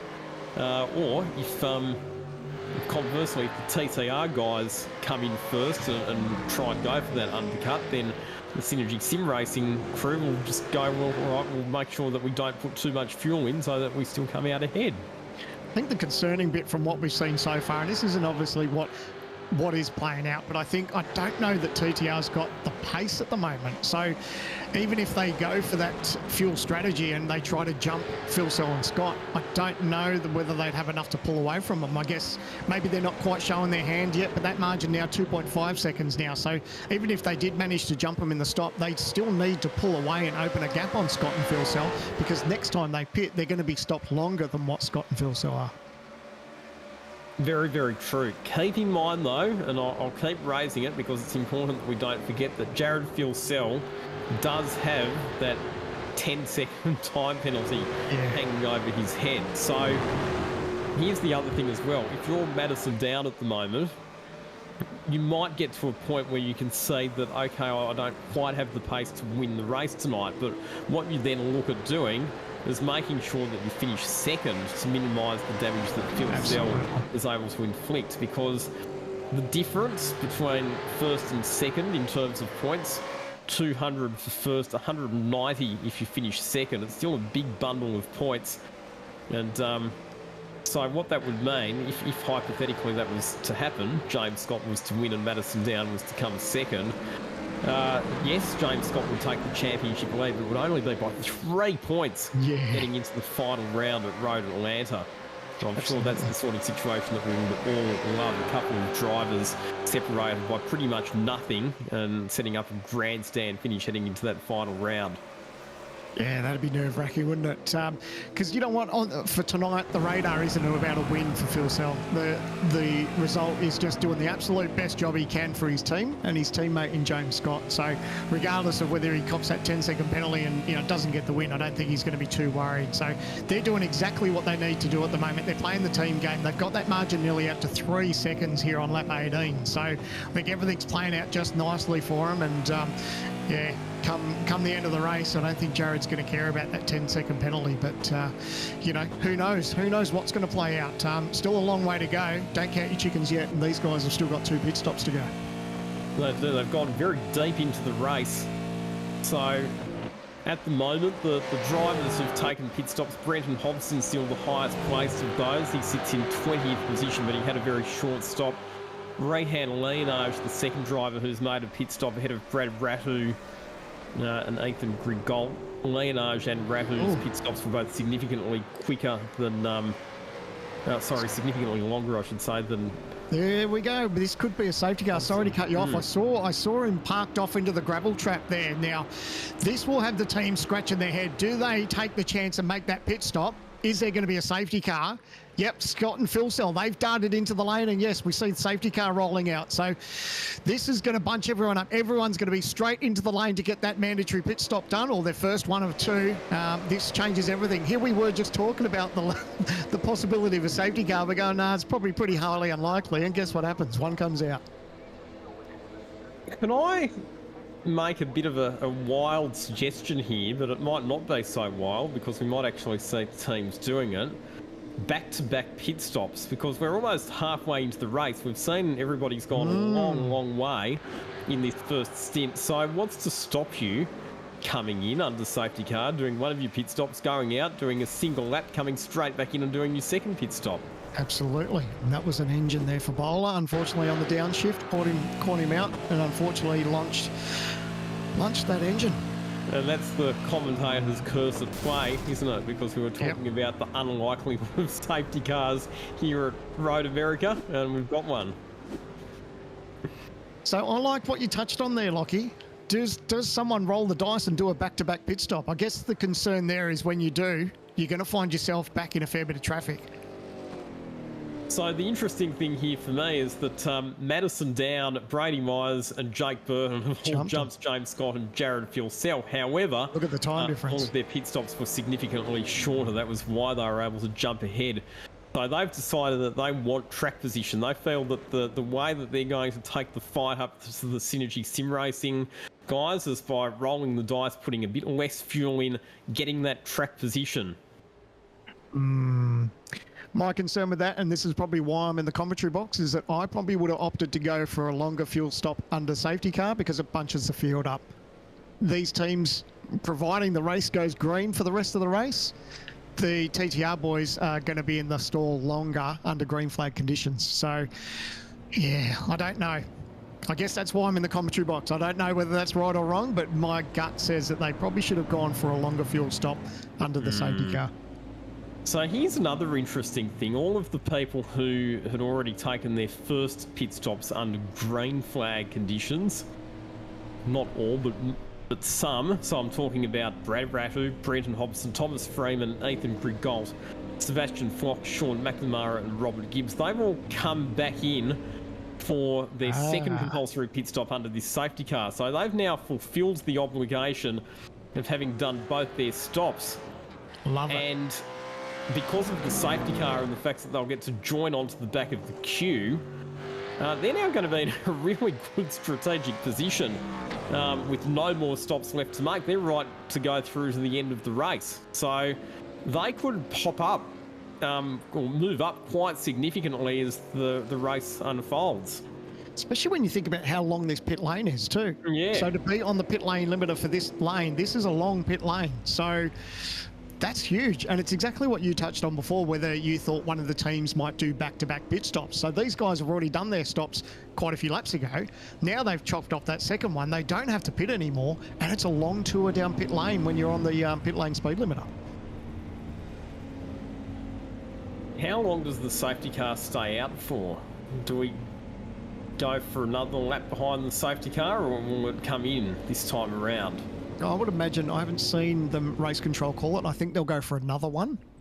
Race control hasn't called safety car in this lap, I don't think. So I reckon there's another one. I'd come in, I'd do it. I'd do the back-to-back stops. That would be my strategy. I'd come in and get that second stop out of the way. I'd definitely roll the dice, absolutely. Yep. Yeah. Because you think about that time and then loss. you don't have to worry about it later.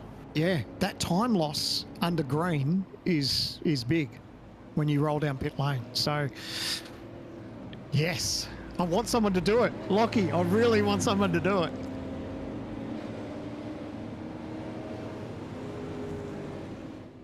Well, we're about to find out, aren't we? If anybody's brave enough to make that call, because we're coming up towards the pit entry right now. I think if you're a couple of the teams that are up towards the front and you're probably not in that championship battle, I would do it. Oh, yes, Yep, there we go. Down Myers, Burton, they've all done it. Anderson, O'Shea, they're all doing it. This is great. This is great. So this changes everything now because Scott, this is awesome. Scott and Phil Cell still have to make another pit stop. Yep. Wow. This is great. This has really, really spiked this race. This is really good. So once again, we see opposing strategies under safety car. We've seen it before in the Logitech G Pro Invitational Series this year, and it looks like we might see it again. So that will move James Scott and Jared Filsell to the top of the order. And the amount of cars that have pitted down in that probably won't lose too many spots. I'm so keen to see. So look, Maloney's in 13th. Burton out in 15th, so down 17th. So they're not back in sort of, you know, high 20s, late 30s. So it's actually not bad. So the effective race leader in terms of the first car that does not have to make another pit stop is Brad Rattu. He's in 11th position. He's done both his compulsory pit stops. And Ethan Grigot, he was down and out. He qualified 17th. He got tangled up in a first lap accident that put him back to Stonemouple as last. Wow. And he's now right back in the game. He's done both his compulsory pit stops. He's in 12th position, second out of the drivers who have completed their compulsory pit stop obligations. Love it. Absolutely love it. This has thrown a spanner in the works, hasn't it? With 23 laps to go. This will have them crunching numbers and thinking about what their fuel number is to get home. How much do they have to get in to make it to the end of the race? But yeah, if safety car doesn't come in, look, you'd think SSR would have to pit this time round, but I would imagine safety car would be in this time by. I don't know, but wow, it's going to be tricky. So James Scott and Jared Filsell, they have moved back to where they've been pretty much all race along at the top of the order, but they've still got another pit stop to go. If we don't have another safety car, they'll have to make it under green flag conditions. We know that that is an enormous time loss. So they really, really need to take full advantage of this clear track while they have it. I'd love someone to get to us and tell us what the numbers are as far as what you would lose in pit lane. It's got to be sort of 20 odd seconds, easy. So yeah, you think about what they have to do now. They have to charge and push as hard and as fast as they can. They'd be hoping for another safety car. Whether we get one or not is a different story. But for them to try and eke out 20 plus seconds, that's a job and a half for them to do. Yeah, but the thing is, if we were to get another safety car in, say, another 10 laps or another 12 laps time, then all of a sudden the pendulum could swing back towards them because they'll have the advantage of fresher tyres for the sprint to the line. So, not over yet, and it was looking fairly sedate, wasn't it, there for the first 15 or so laps, but one safety car is all it takes to dramatically shake up the order. We've got a race on our hands, folks. And we've still got 23 laps to go as the Logitech G Aston Martin safety car returns to pit lane. So it's all up to Scott. He now gets to pace this field. obviously wants the safety car, which is in pit lane now. He gets to choose now when he wants to run. It looks like he's probably going to do it right now. And that'll be because a little bit of a concertina effect with the other cars trying to get through that corner. That obviously helps them pull away from the guys in the rest of the pack that have already made those 2 stops. Rick Kuznetsov's got a drive-through penalty. Not sure what that's for, but that's just been delivered to us by race control, that news. So he's in fact coming straight in to serve that penalty right now. Pulls in out of position number 4. So it's Scott from Fuel Cell, Rudd, Rivera, Leonage, Gilliam, Rosella, Veld, Warboys. Those 9 cars all have to do another compulsory pit stop. The highest placed car in the order that doesn't have to do any more pit stops, Brad Rahu, the 93895 SimSport car, which currently runs in 10th position. Now, as much as I hate it for Kuznetsov, the good thing for us is that we can judge how much time he's lost to the leaders, because he's now doing his tour through pit lane. He doesn't have to stop, but that'll give us some sort of indication of how much time he's going to lose to Scott and Philsell. This is critical. Brad Rahu side by side with Ethan Grigolt for what will be the effective race lead. And Grigolt has moved up to take that position. So Rahu got a bit sideways running out over that exit ripple strip at turn number 1. The momentum was with Grigolt, and he was able to pull ahead.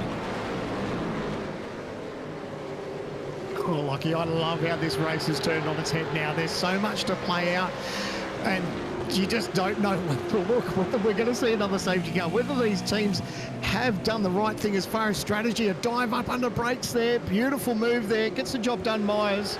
But man, I am so keen for the rest of this race just to see how this is all going to unfold. And this is such a high-risk phase of the race as well, because you've got cars travelling at all different speeds. The field has been jumbled up, so you've got some fast cars coming through a bit further back in the pack. You've got other cars that are a bit out of position, so there's going to be lots of chopping and changing of positions in these next few laps. And that is for sure. And for the likes of Madison Down and Brady Myers as well, they will need to push on, make up as many spots as they can, because for them it's critical that they stay as close to Scott and Phil Sell as they can. Yeah, I guess their game changes too a little bit now, because they're going to keep an eye on Grigolt, because they know that Grigolt's ticked off the box as far as doing his 2 pit stops. So yes, they've got James Scott and Phil Sell out front trying to do the bolt, but they know that the overall leader at the moment is Grigolt, so they will be concentrating on that margin. So Grigolt in 10th, down, for example, back in 15th. So they know they need to stay in touch with Grigolt, but it's also the second mindset of how the race is playing out with Scott and Phil Sell. How about Marcello Rivera in 4th position, just punched out the fastest lap of the race at 2:03.8, if you don't mind, 4/10 of a second quicker than our race leader James Scott. And Dylan Rudd in 3rd position doing a really nice job as well. He's sticking right with the Synergy Sim Racing teammates.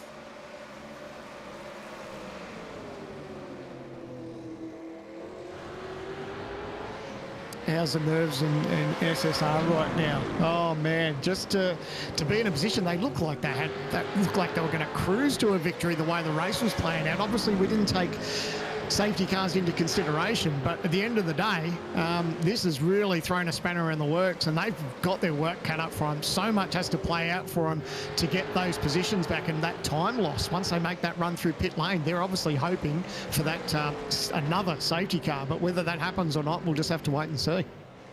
Now, there's also a bit of a fuel story emerging here. So the people who pitted for that second pit stop,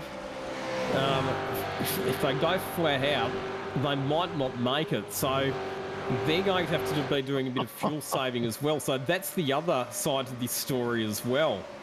Oh, the plot thickens, eh? Oh, it's all building up to a climactic finish, isn't it? We could have these guys here who have to pit under green flag conditions, so they're going to lose time by doing that, but they can race flat out, they can do super fast lap times, they don't have to worry about conserving, whereas the people who have come in for that second pit stop under safety car conditions, yes, they might have to do a bit of conserving, and we're just hearing from the Evolution Racing team that Ethan Grigolt, he's not going to make it on fuel. He might have to come in for a splash. So that's the other element that could potentially mix things up here. So then it becomes a question of who's got the shortest final stop, doesn't it? As Blake Warboys goes off the road. And it's an art too, isn't it? To save fuel, but to be fast at the same time. It is a real art. It's something I never mastered. I could never really go that fast either, but I could either go fast or run out of fuel. Like, I was never able to do both. So, you know, these teams have now got their work cut out for them. They'll know the fuel number that they have to stick to go the rest of the race. But yeah, it definitely works in the advantage for Scott and Phil, so where they can just push as hard as they want now, knowing that they don't have to worry about fuel at this stage. It's just a big margin though, Lockie, isn't it? That tour down pit lane, if it stays green, it's a big margin.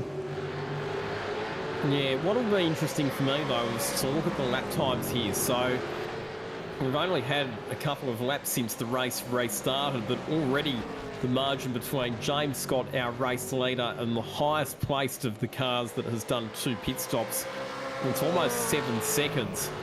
And last time around, James Scott was 9/10 of a second quicker than Ethan Grigold. So if these cars at the front, they keep pressing on and they keep building margin, the pendulum will swing in their favour as the race progresses.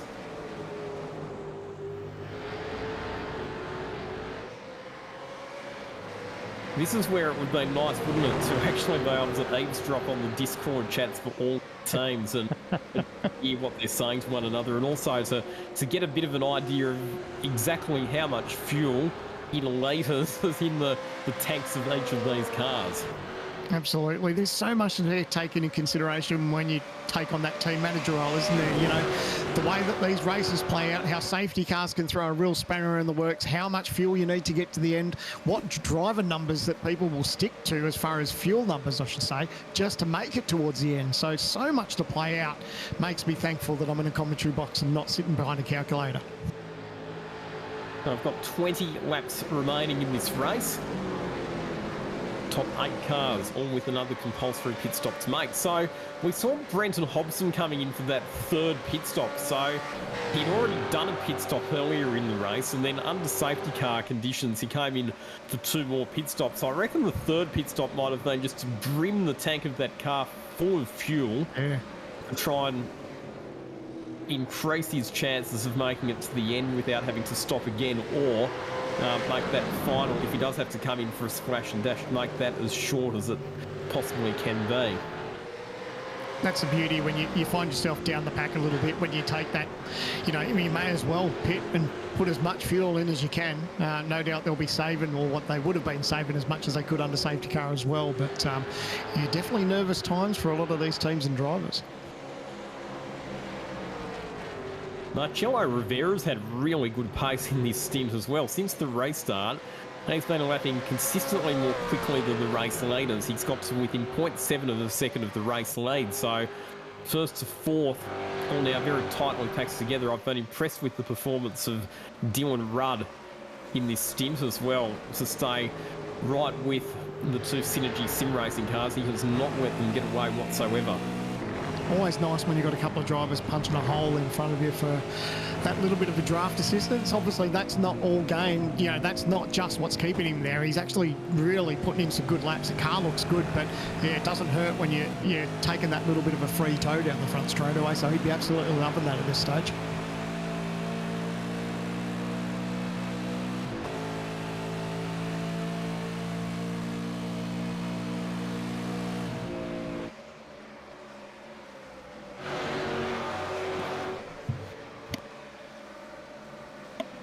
A bit further back in the pack, so this is Ethan Grigold and Brad Rattu both moving ahead of Hayden Veld. Oh. I think that was just a little bit of braille, so let's go, coming through.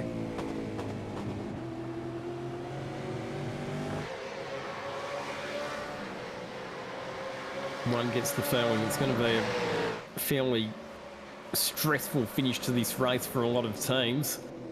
How are the people going with fuel saving that need to save fuel to be able to make it?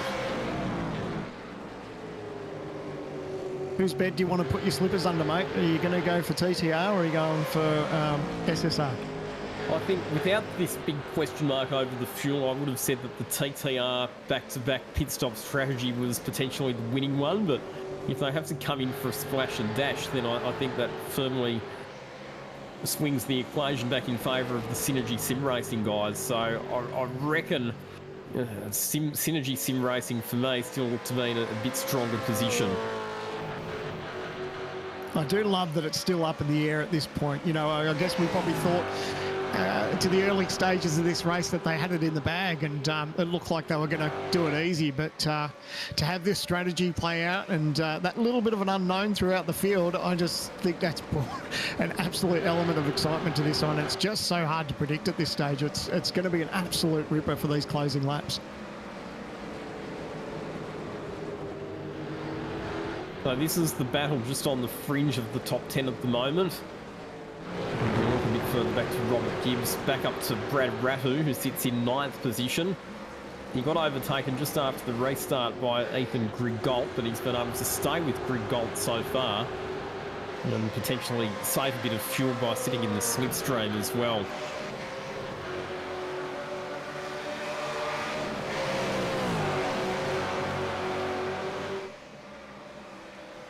Geez, wouldn't you love to be a fly on the wall at TTR, just to know what their fuel numbers are, whether they've got enough, whether they can save towards the end, or, you know, obviously it's going to be pretty close. There's teams that are saying they can't make it for sure, but, you know, these guys may be at a point where they've worked out what fuel number they can hit to get the job done, but whether they can do it or not is a different story. But, geez, you'd love to have a sneaky look to find out if they can make it or not. So the thing is, we're being told that Ethan Grigault probably can't make it, may have to come back in for a splash, but keep in mind that he pitted a lap earlier than some of the other cars in this pack, so he might not be able to make it. There are others that might be able to make it. It's just, yeah, again, without... Marcelo? Oh, he's going to try and move there. Nice, clean. They gave each other plenty of room, but it looked like he was pretty keen to get the job done on Rudd. Rudd closed the door, and they'll live to find another day, but a nice little fight going on between these two. So this is the contest for 3rd position in the race, and what this has allowed, while these two are battling, is it has just allowed the Synergy Sim Racing cars to skip away a bit. James Scott now 1.2 seconds to the good of Jared Filsell. Now, was there contact? No, there wasn't. It's just that Rivera ended up on the wrong side for the next corner.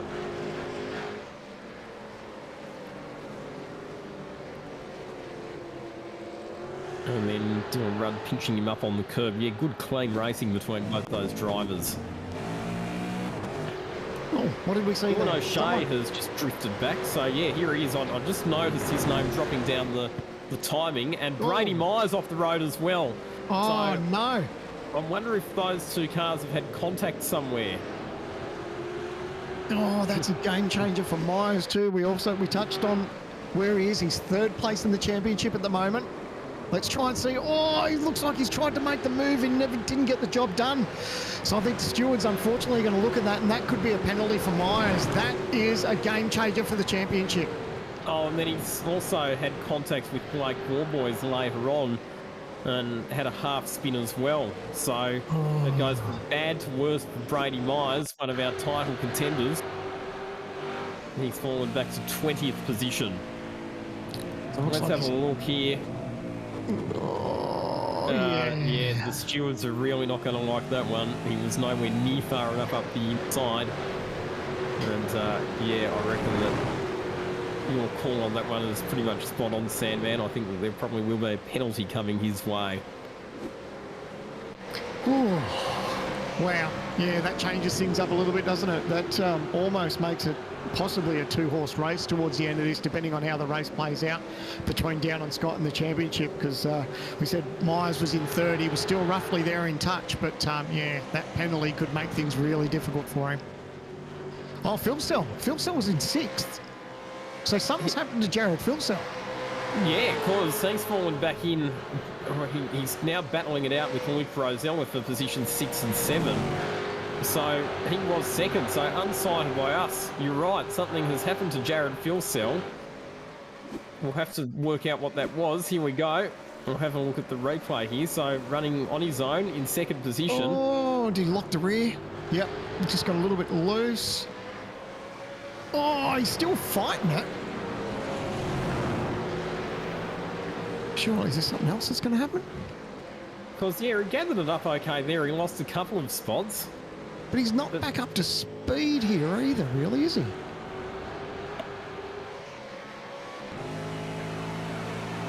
What? Yeah, it's hard to work out what's going on because he's losing more positions here. He had a moment, didn't go off the track, he ran wide. And he's lost more spots again. Oh no, he's fallen back into the pack. There's contact there. Is that Hampstead as well? Phil Sells there. Oh no, he's getting caught up in all this drama. And is that Burton there that's involved as well? Jake Burton. Yep. So what's going on? Why is he so slow? I don't understand why he's not up to speed. That's the concerning bit. Why has he dropped back so far?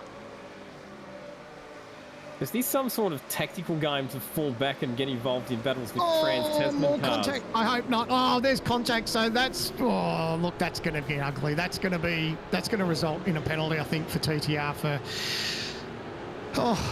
Maloney. What was Phil Sell doing falling back there in the first place, though? Don't know. It's easy to speculate whether he was trying to, I'm not going to say whether he was or not, but I just couldn't work out why Phil Sell was slowing down. I hope that he wasn't doing it to upset anyone else's race. I'm not going to say that he did that. I just hope he didn't do that. It was just strange that he had a moment and he never got back up to speed. So I'm not sure what that was all about, to be honest. I think there's a lot of questions that need to be answered with that one. All I'll say on the subject, without wanting to cast any aspersions, is that I do hope that this championship is decided in a sportsmanlike manner and not because of drivers who are not in championship contention deciding to interfere with the races of other competitors, because that would be a great shame for what has been a very hotly contested and very entertaining series. Yeah, there's no need for it. If that's the case, there's absolutely no need for it, and the stewards will deal with that how they see fit. But yeah, we won't comment on whether it happened or not. But yeah, it's just a shame. I hope that's not the case, and like you said, hopefully it can just be battled out on the track. So in the end, it was this contact here. So it was Jake Maloney. I mean, all of that nonsense with moving in the braking zone and people running into each other is not on. And I really hope that the driving standards observer in this category, which is Thomas Randall, gets those drivers that were involved in that accident and bangs their heads together. Moving on, so the revised order now. So James Scott leads the race by just over 2 seconds ahead of Dylan Rudd, who's still engaged in a pretty hot contest with Marcello Rivera. Andrew Gillian 4th, Rehan Leonage 5th, Luke Rosell 6th. Those cars all still have to make a second compulsory pit stop. Ethan Grigault in 7th has done both of his compulsory pit stops with big question marks over the fuel range in that car. Jake Burton 8th, Madison Down 9th. Those two cars have also ticked off their compulsory pit stop obligations, but also question marks about their abilities to get to the end of the race based on their fuel range. They'll have 29 of 43. Still plenty to play out.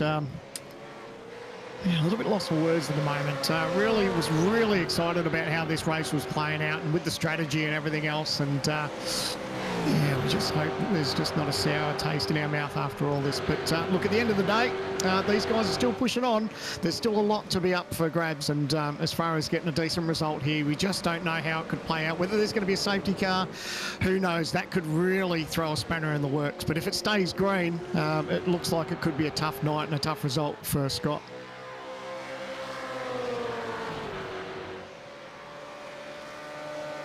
Still so many unanswered questions in this race, as we see Marcello Rivera finally getting the move done on Dylan Rudd down the main straight.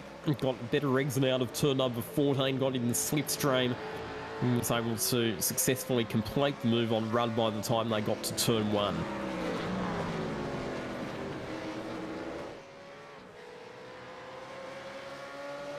The interesting bit too is when these guys have to make their pit stop is how long they need to be stationary for. We obviously touched on how lengthy it is down the pit lane to be on the speed limiter, but then you also throw into consideration of how much fuel you need to take on board. So that'll be something these teams will be thinking about as well. So what'll be 13 laps to go.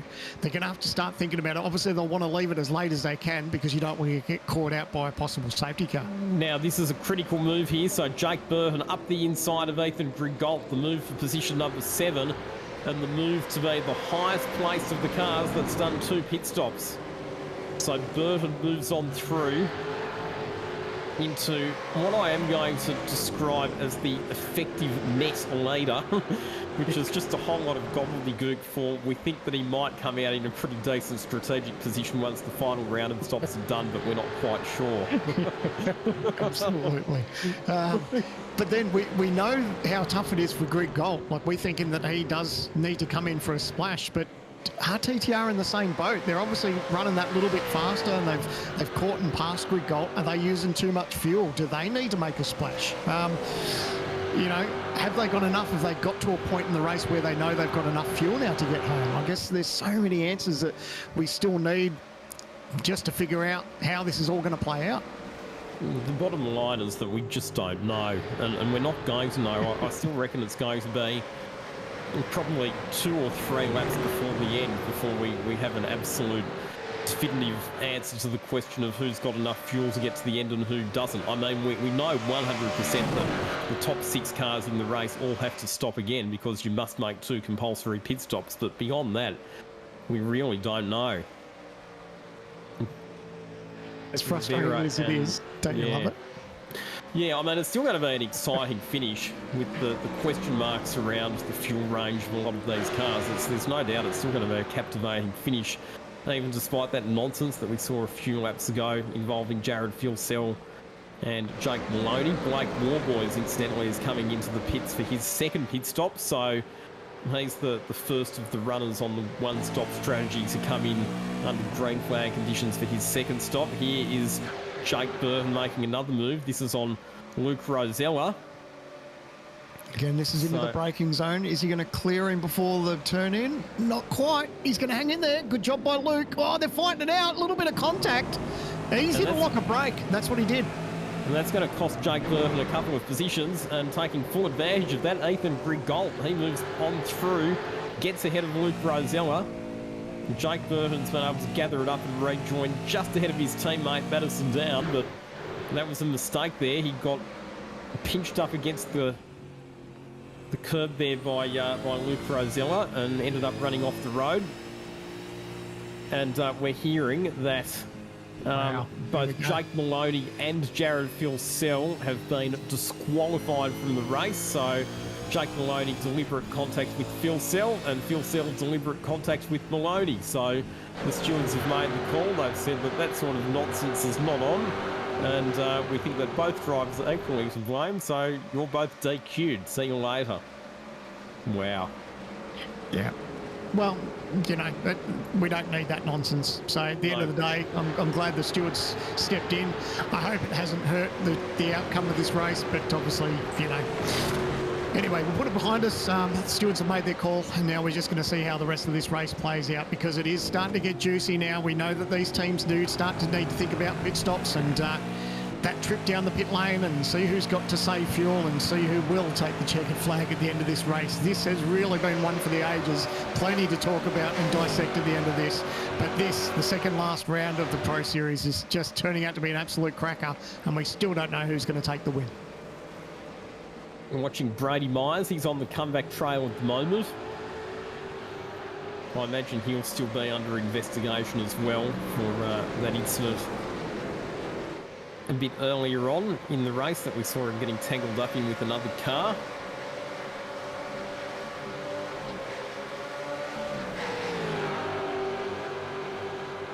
I think the thing at the time too, whether obviously Burton still trying to put the pressure on Rosella, is yes, he had the contact. Oh, Burton's trying to cross over. Oh, didn't quite get the nose there alongside.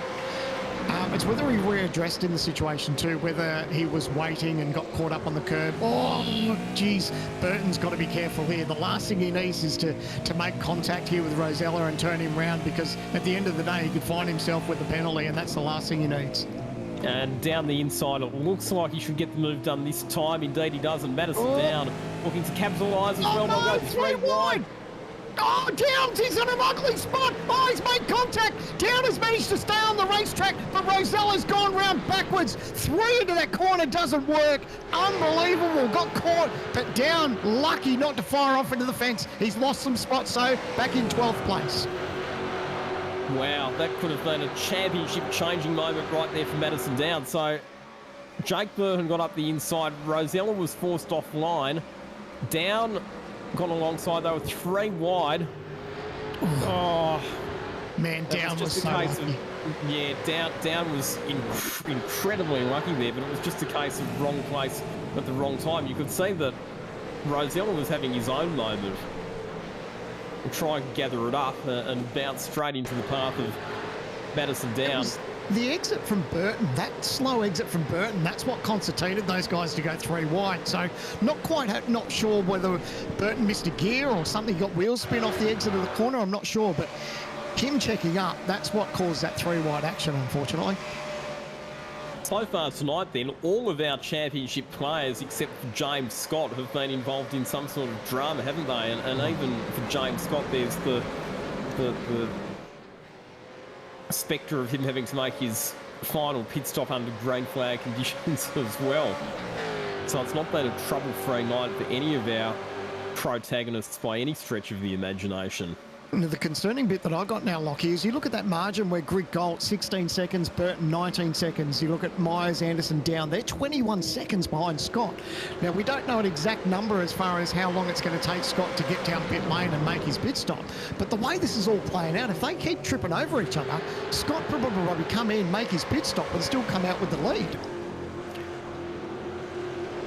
And if none of these guys stop again, then James Scott, when he comes in for his final stop, he will have fresher tyres than everybody else as well. Yeah. So he'll have the opportunity to make up some positions in the back end of this race, even if it does stay green right through to the end.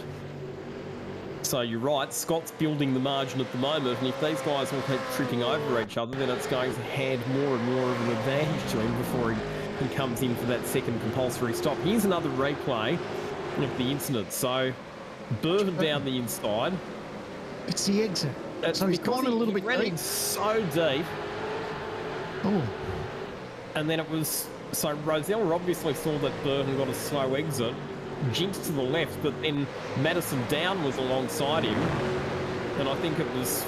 You would have to say Rosella was not fully in control of his car, but that could have become an extremely ugly situation for Madison Down. He did very well there, Madison Down, to only lose, I think, 2 or 3 spots out of it. Well, going by that replay angle that we saw too, it looked like Burton had to touch the brakes too. So that obviously is what led to him checking up. So anyway, it's just difficult. Three into that corner is just, it's a recipe for disaster. So anyway, they've managed to push on, but what they do need to be concerned about now is Scott just gapping him now. That 20-second margin, again, we're not quite sure how long it's going to take him, but that is really working in their favour. If they had stayed in touch and kept the margin to about 10 seconds, that's when Scott would be in trouble. But the point that he's at now, he's just doing the bolt. And if he can open up that margin, and like you said, he'll come in, put fresh tyres on, and even if he doesn't hold on to the lead, he'll have enough to get past him by the looks of it. So just to give you a bit of an idea though, so in terms of how long pit stops take and roughly where people are rejoining, so Dylan Rudd and Marcello Rivera, you'll remember that they were 2nd and 3rd behind James Scott, so they've come in for their final stops, and they've rejoined the racing positions 25 and 27 respectively. They are 46 and 49 seconds now behind James Scott. They were about 2 seconds or thereabouts behind him before the pit stop, so it's probably about a 44-second transit plus stationary time to do the final pit stop, I would think. Well, then that's huge, isn't it? That's massive. So to do that under green, that's definitely, you're shooting yourself in the foot, really, aren't you? That's a massive margin to open up. So I guess TTR are at a point now where they don't have to worry about that at the moment. But Yeah, you don't want to make things too stressful for them, but thankfully they've all got their teammates around them at this stage, so you can see Burton, Myers, Anderson down. They'll all just be working together to try and get to the end. Yeah, now, I'm going to ask a question. I kind of asked it about Synergy Sim Racing earlier in the race, but it might apply to TTR if we get towards the end. The team orders come into play at some stage, and do the 3 cars that are ahead of Madison Down all move over so that he can finish ahead of them and get more championship points? I mean, Brady Myers maybe not, because he's still in title contention, but Burton and Anderson are not, so... Yeah, that's where it's tricky, because like you said, Myers is still in contact with, you know, a possible chance at the championship mathematically. So, yeah, makes it tricky, but yeah, I'm glad I'm not in the TTR camp at the moment trying to work that one out. I still reckon Myers might get a penalty as well, though, from that incident that we saw earlier on. So that's probably the other thing to keep in the back of your mind as well. Speaking of Brady Myers, here he is, moving up very comfortably to make the move through on Jake Burton, heading into turn 5. Wouldn't be surprised if there is a bit of team orders to let down past Burton and Anderson, possibly. Obviously, just working out the championship points and the, you know, the gap that Down needs to be mindful of, because obviously Scott leading this race, yes, he does have to make a pit stop, but you know, you obviously want to be as comfortable as you can be with the points going into the final round. So if he can be gifted a couple of spots here, who knows? You know, we just don't know how it's all going to play out, whether there's going to be some team orders or whether they're all just going to fight between each other. But they'll obviously be very smart about it, but they'll be waiting to see how all these pit stops play out.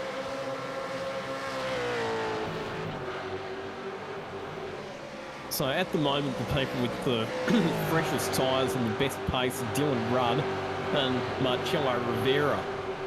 So here's the other thing as well. James Scott stayed out on the racetrack and he's got clear track, but his lap times at the moment are a bit slower than both Dylan Rudd and Marcello Rivera, to the tune of a bit over half a second a lap. So James Scott only had a 2-second margin over those guys before they came in, so he needs to be a little bit mindful of not being undercut by those competitors as well, as Andrew Gilliam comes in out of second position.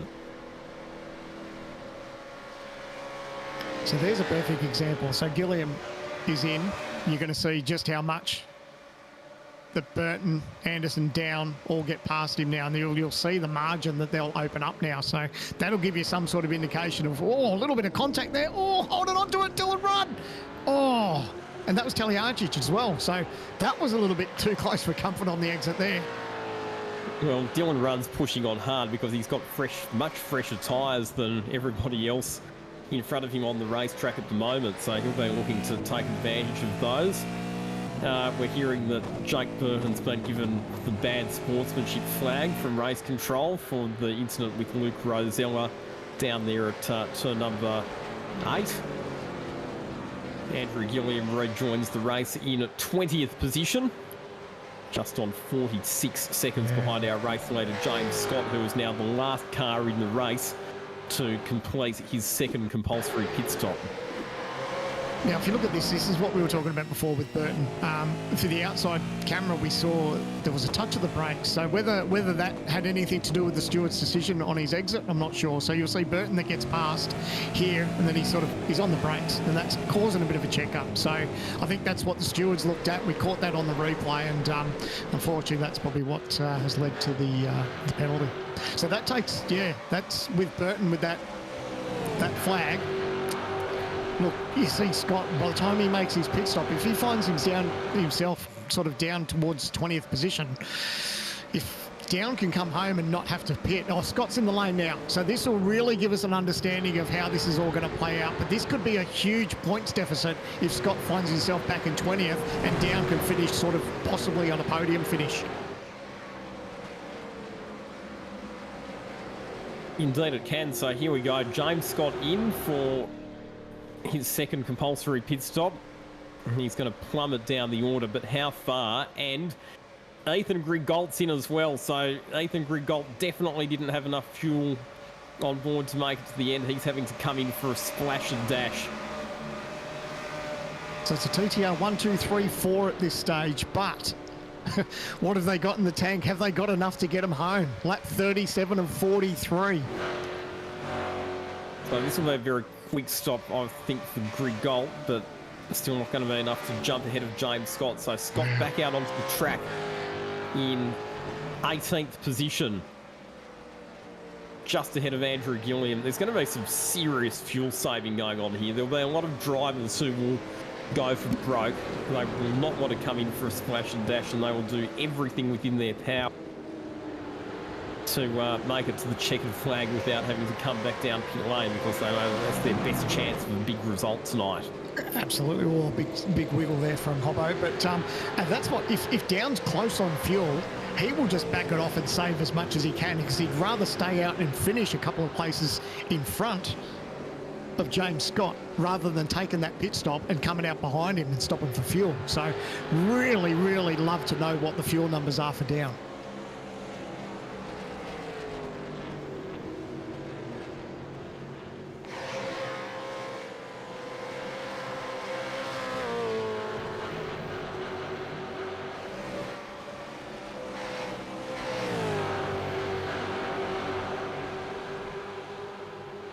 So what have we got? 6 laps to go at the end of this one.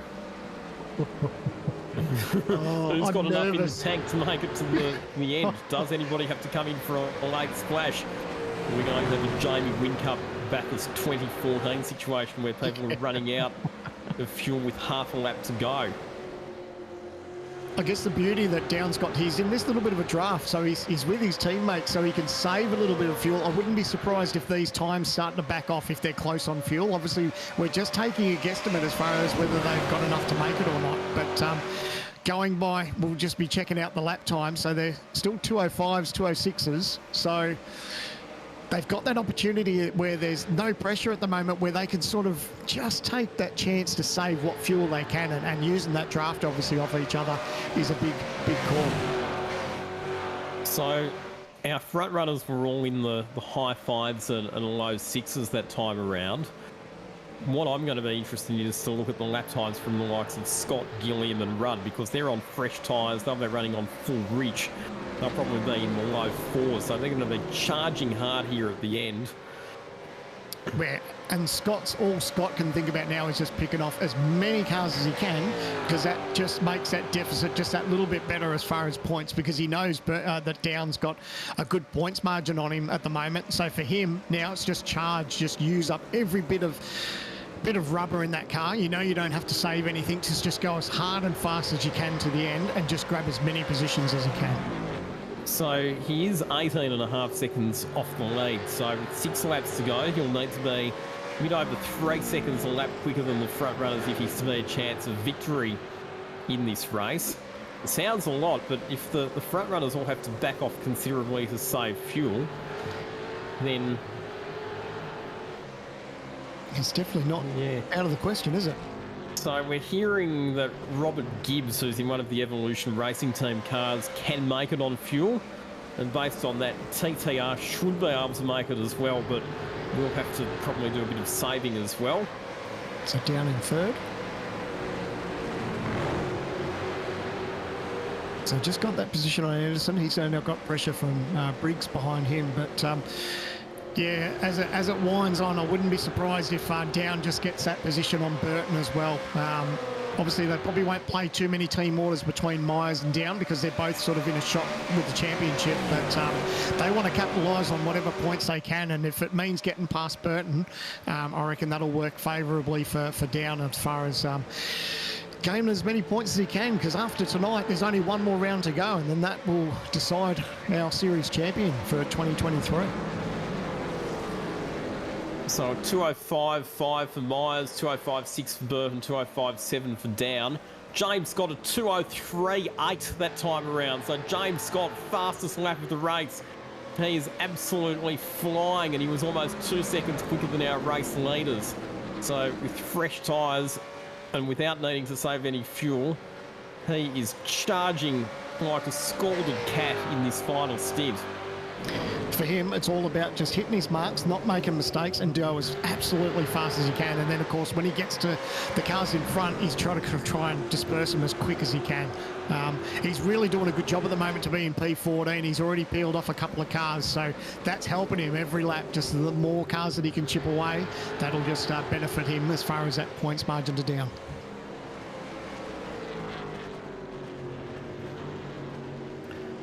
So I think because he's not in the top 20, I think it's fairly safe to say that Ethan Drigolta is probably going to be ruled out as a realistic title contender after tonight. So I think heading to the final round of Road Atlanta, it's probably going to be a case of and then there were three in terms of what the final margins or the points differences are between those three drivers, Down, Scott and Myers are after tonight. That's all still to be decided because there were plenty more positional swaps within these final 4.5 laps.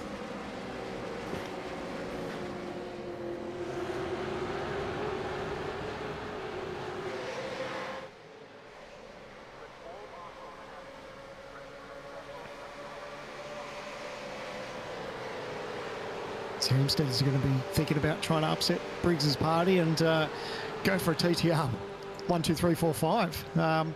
So strong showing by them. Not over here, back here with Gibbs putting all the pressure here on Stenberg. Stenny's actually fought back pretty well to be in P11. He found himself, was he pretty much last at the start of this? He didn't bank a time in qualifying. No, so he started at the back of the grid. So you're right, to get back up to be just outside the top 10, that's been a fine recovery. Absolutely, yeah, I'd be stoked with that if I was Stenny. So well done, mate. Obviously don't want to put the jinx on it. There's still a couple of more laps to go, but yeah, hell of an effort to drive through this field.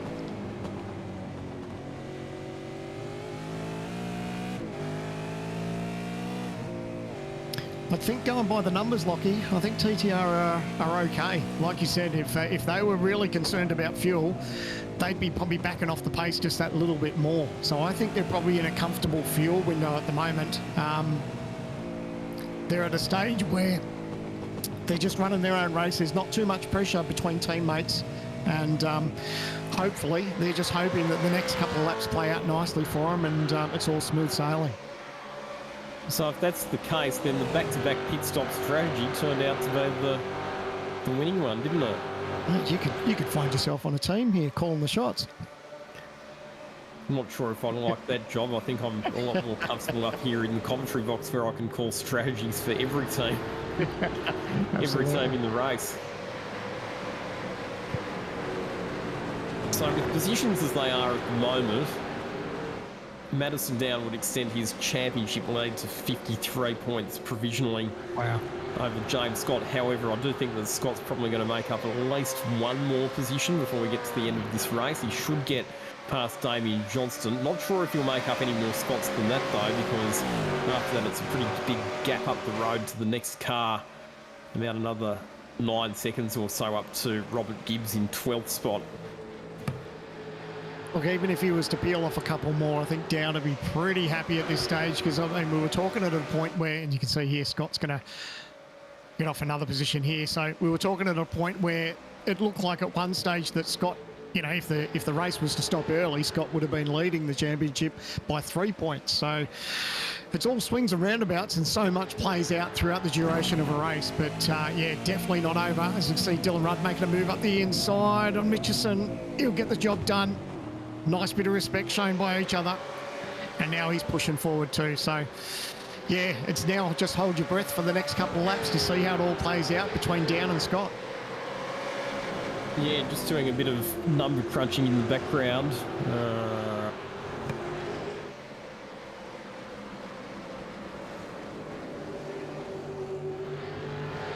So James Scott has moved up to 13th, so that will get him another 4 points.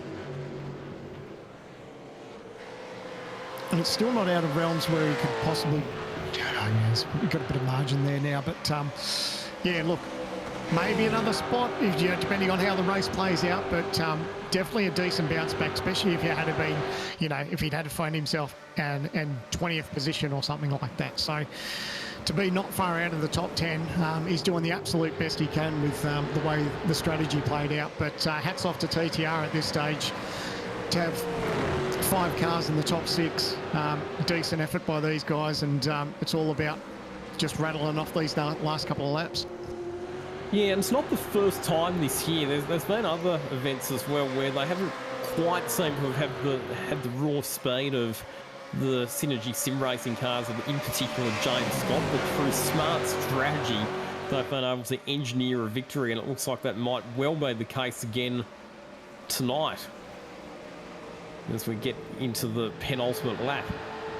It's the beauty of motorsport, isn't it, Lockie? Because, you know, you win the race on the last lap, don't you? You know, it doesn't matter what you do in those opening stages, whether you got a good car at the start, whether it comes to you towards the end. It's all about buying a ticket to the end, and we say that in the big races. But, you know, these guys have worked out on their strategy. They went for that double pit stop when we were under safety car. Looks like Downs probably thinking about a job here, maybe onto the inside of Burton, possibly not. But, yeah, they did everything right. They rolled that strategy, and at the moment, it's playing off just nicely for them.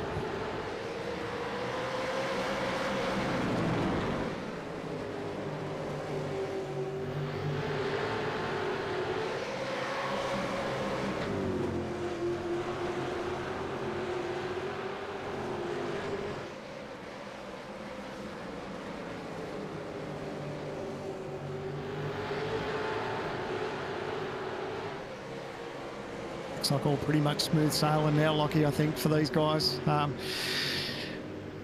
It's been textbook for TTR. They've really done a good job. They didn't panic too much when the race was, you know, in those early stages. That margin between Phil Sell and Scott, when they were starting to gap the field, I guess there was some concerns there, but a safety car really tipped this race on its head, and that strategy call for TTR to do those back-to-back pit stops, that's worked out nicely for them, and yeah, an absolute game changer, and something we weren't expecting. We did touch on the fact about a safety car, but it's not the kind of racetrack that we expected it to happen at, but it certainly did. The racing gods certainly played their hand and dealt us an absolute beauty.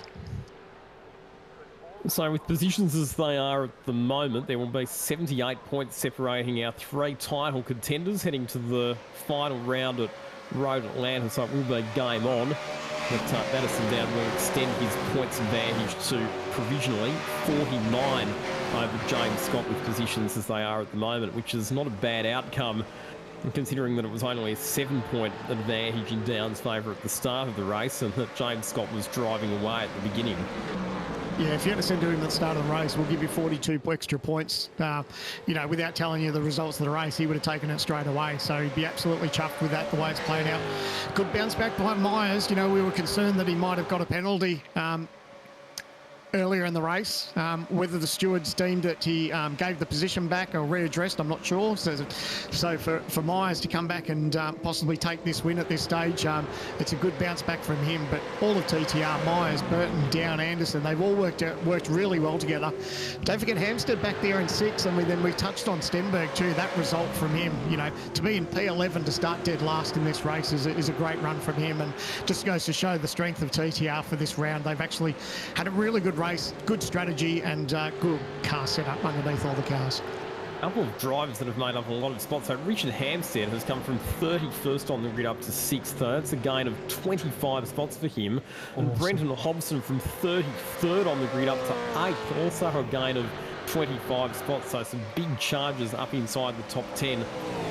What a performance it's been, though, from the Trans-Tasman racing crew. And Brady Myers, let's take our hat off to him, because he got caught up in an accident, had to fight back, took some opportunistic passing manoeuvres, but he's had good pace in this final stint, and it has been enough to hold out some very accomplished and very hard-charging Trans-Tasman racing teammates. They were on the back foot. They were behind Synergy Sim Racing in the first stint, but excellent strategy has allowed them to fight their way to the front of the field, and they are going to dominate the podium positions in the penultimate round of the Logitech G Pro Invitational Supercars E-Series. It's Brady Myers who leads home with Trans-Tasman 1-2-3 at Road America. Yeah, I'm snagging second place there. just to make that extra position on Burton. So it's Myers down, Burton, Anderson, Briggs, Hampstead, O'Shea, Hobson, Freya and Boyd rounding out your 10. Unbelievable race. We saw an absolute cracker tonight, Lockie. And boy, wasn't there some curveballs throughout that event. And that by moving up from third position to second on the line there, that's worth an extra 8 points for Madison Downs. So it actually would extend his points advantage to 57 over James Scott with the 1 round to go. 57 points over James Scott and now 86 over Brady Myers. So 86 points covering the top 3 with 1 round to go. Interesting how it all plays out, isn't it? You know, we were talking about a possible deficit for Down at one point of this race, and we knew that the points and the positions were going to change throughout the night. But what could have been, he could have been at a deficit of 3 points, and it would have been an absolute nail biter. So it's not out of the realms of possibility for Scott, Myers, or Down to win this championship. Anything can happen at the next race. Now we head to Road Atlanta, and that is going to be an absolute pearler to run out this championship for 2023 for the Logitech G Pro Invitational. Well, it had a bit of everything tonight, didn't it? At the start, and like I said, it was fairly sedate in the opening 15 laps or so, but all it took was one safety car to thoroughly jumble up the order and thoroughly change up the complexion of the race. A bit of controversy as well, and I'm sure there'll be lots of questions to be asked and lots of questions to be answered, and particularly about that incident involving Jared Filsell and Jake Maloney. But here are your provisional results. Brady Myers taking the win, Madison Downs second, Jake Burton third, Josh Anderson in fourth position, so Trans-Tasman Racing locking out the top 4 spots. Adam Briggs ends up being the highest placed of the Synergy Sim Racing cars in position 5. Who would have predicted that at the start of the night? Richard Hampstead in 6th, back to Dylan O'Shea. Brenton Hobson, one of the hard chargers, making up 25 spots. Tom Free 9th, and Jack Boyd rounding out the top 10. Absolute cracker of a race, wasn't it, Lockie? We were impressed with. I was impressed with this racetrack coming into it. I really enjoy this track. It really has so much to race on as far as different parts of the racetrack. There's undulations, there's tight corners, there's fast sweepers, there's long straights. It's got a little bit of everything, and that really helped with the quality of racing tonight. We saw some different strategies play out. Some teams went fast at the start. There was a safety car that mixed things up, and then people decided to do back-to-back pit stops, and that's essentially what got that dominating performance here at the end there for Trans-Tasman Racing. So well done to the entire Trans-Tasman Racing team. Brady Myers, Madison Down, Burton, Anderson, Hampstead, they all did a terrific job. And what an absolute cracker of a race. I don't think you could have asked for more drama, could you? No, and on that note, let's catch up with our podium place getters and find out exactly how the race unfolded from their perspective. Let's start off by making a nice warm welcome for our race winner tonight, Brady Myers. What a recovery, Brady. Getting caught up in a mid-race incident, but fighting your way back to take the win. Yeah, that was a pretty crazy race. Just could, that had it all going on. But awesome to come back and snatch the win. So I'm pretty happy. Walk us through that mid-race incident. It looks like you had contact with another car, then you made your own mistake and had a bit of a half spin, but obviously you had enough pace to be able to recover from the time that you lost. Yeah, I got up the inside of Dylan O'Shea, and I think he just toned down. But they obviously deemed that I was at fault, so I'll have some words with Peter later, no doubt. Just got caught up with Blake. I just got one of those awkward contact spins, and just got sent off, and had to really knuckle down and kind of work my way back, which it's just a matter of managing fuel and tyres and all that business. So managed to get the fuel part right, so it was just a matter of holding my tyres. Brady, we watched the start. It was an absolute cracker of a start for you. It was almost textbook. You got a brilliant start and led Jared into turn 1. Tell us about that start for us. Yeah, I knew the start was important to get away and just get a clean start, so I wanted to maximise the start, and managed to do that. Managed to execute the start quite well, and obviously Jared had plans down at Canada, and he led the race, so probably my bad for letting him get away that quickly, but that's something I'll learn for next time. And with 1 round to go, mate, you're still not out of it. I think it was 86 points, covering the top 3. So you're still in with a sniff. Anything can happen. We saw how much of a game changer it could be tonight. So Down actually opened up 57 points. So anything can happen. So you're still in with a sniff going into the final round. You must be chuffed with that. Yeah, absolutely chuffed. Also, I'm just stoked to grab another win in the series. Obviously helps my championship, but we'll see what happens come Road Atlanta. Not expecting too much, but we'll have a good crack and we'll see what happens. All right, before we let you go, is there anyone you think, Brody? Yeah, just everyone at TTR. We put our heads together and created a pretty good race setup, good quali car, and thanks to VRS, to Extreme Motor Trimming, to Lee Ellis Designs, Tim Patson Race Design, Ethan and Blair at Card Effects, and to you guys for the broadcast. Thanks, guys. Cheers, Brady. There you go. Lockie, I believe you got our second place runner, Madison Down, and championship leader. Indeed I do, and Madison Down, your championship lead was 7 points before tonight. Provisionally, it's now 57 points. When you saw James Scott driving off into the distance in the opening stint, did you expect to be in a position where you would increase your lead by 50 points tonight?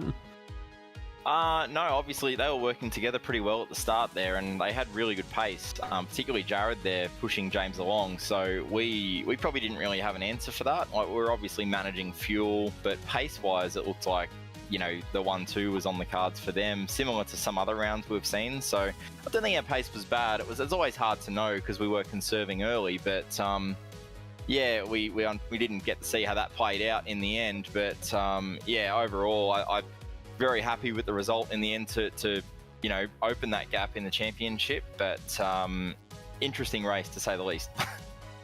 That's one way of putting it. Let's talk about the decision to make back-to-back pit stops under the safety car. Was that something that you had talked about before the race, if a safety car came out in that particular window, or was it a spur-of-the-moment call? Pretty much spur of the moment. We actually messed it up a bit. Like, we didn't take very much fuel in that first stop, and we jumped all the cars around us. But once we left the lane there, we realised we probably made a bit of an error, and when we were working out how long there actually was to go, we were umming and ahhing, and I was very, very late to call it coming into the pits. I didn't know what to do, and it depended a lot on what everyone behind me did as well. Thankfully, 3/4 of the field actually pitted, and we didn't drop too much track position. So that was the main reason it worked for us, but it was very much spur of the moment. Did you have to do much fuel saving in that last stint? We heard that there were some other people who were quite marginal on fuel. Oh, heaps, yeah. It was about half a litre a lap the entire last stint there. So we needed the draft. We needed those draft trains to get home. And it was all about, not losing too much time to James Scott, obviously, who was well and truly down the road. We needed to make sure we covered off that pit transit time. And, yeah, thankfully we were able to keep the pace up well enough and manage the fuel number. So it was a really good team drive in that draft train. I imagine you'd be a pretty proud team owner right now too, Matt, with 5 TTR cars in the top 6. That's not a bad effort from the whole team. And then we touched on Stenny's drive from last, and he finished 11th, and the amount of positions that Richard passed throughout the race. It was just incredible for TTR. Yeah, unbelievable result in the end. To have that many cars towards the front of the field was great. We felt like we had a pretty good car, so the pace was obviously there, but strategy in the end today is really what got us all up there. And, we all made that same safety car call. We knew it was a risk, but thankfully tonight that risk paid off. And someone like a Richard Hempstead, amazing drive, 6th from basically the rear of the field there. He hadn't even done a lap before the race. He was so underprepared. So his first lap was lap 1 of the race tonight. So absolutely amazing drive, and a credit to his speed and talent. And Stenny, obviously from the back of the field as well, did a great job with minimal practice. So yeah, amazing job. Well done everyone. And I guess now your attention turns to Road Atlanta and try to hold on to this championship lead. Yeah, absolutely. It's been a bit of a hit and miss track for me personally, so going to need to make sure we're really on top of car setup. Yeah, obviously got a little bit of breathing margin, but in the end, the aim of the game is just to have a fast car and go out there and try and win the race. And yeah, basically see how we end up there. But I just want to give a massive shout out to the whole team at Trans Tasman Racing tonight. Worked pretty hard with getting the car in the window, and got to give a bit of a thanks to Jake there. He obviously rolled out of it. He was close on fuel, but he did roll out of it and cost himself a win there just to give those extra few points. So we always pride ourselves on not really any team orders there, but that one was definitely Jake being quite nice to me at the end of the race to just ensure we got that little bit extra edge there going into the final round. But thanks to everybody in the team, thanks to everyone watching, a lot of people watching tonight that I know, and obviously Virtual Racing School, amazing amount of work that we do with that software behind the scenes. You finished that off nicely, mate. I was going to say thank anyone, but good job, well done. Huge effort from TTR, something you guys can be pretty proud of. And mate, we'll see you for the grand finale. Absolutely. See you in a few weeks. Thanks, guys. Okay, Lockie. What an incredible race. And now you get the pleasure of talking to our third place getter, Jake Burton. Yeah, and Jake, a really good performance from you. You were obviously playing the team game there to help Madison get a few extra points there by basically relinquishing second there on the line, but part of a fantastic team result tonight. Yeah, that's it. And we've heard some pretty good interviews from the other two guys, but I'm to be honest, I'm pretty sorry you guys had to commentate that. That was pretty average. I think for a series that's so well presented and so much work and time and money goes into, we shouldn't be seeing stuff like that. That was shocking. Really, really disappointing. Yeah, obviously a great outcome for us. Teamwork is obviously what makes the dream work, and that's why we had 5 in the top 6. But yeah, that middle of the race rubbish was just not what should exist in this series. We're, supposed to be growing sim racing together, and actions like that just make it look like a joke, to be honest. So yeah, just to expand on that a bit, Jake, I will ask you the hard-hitting question here, because you had a bird's eye view pretty much of what happened there with Jared Filsell and Jake Maloney getting tangled up. How did it play out from your perspective?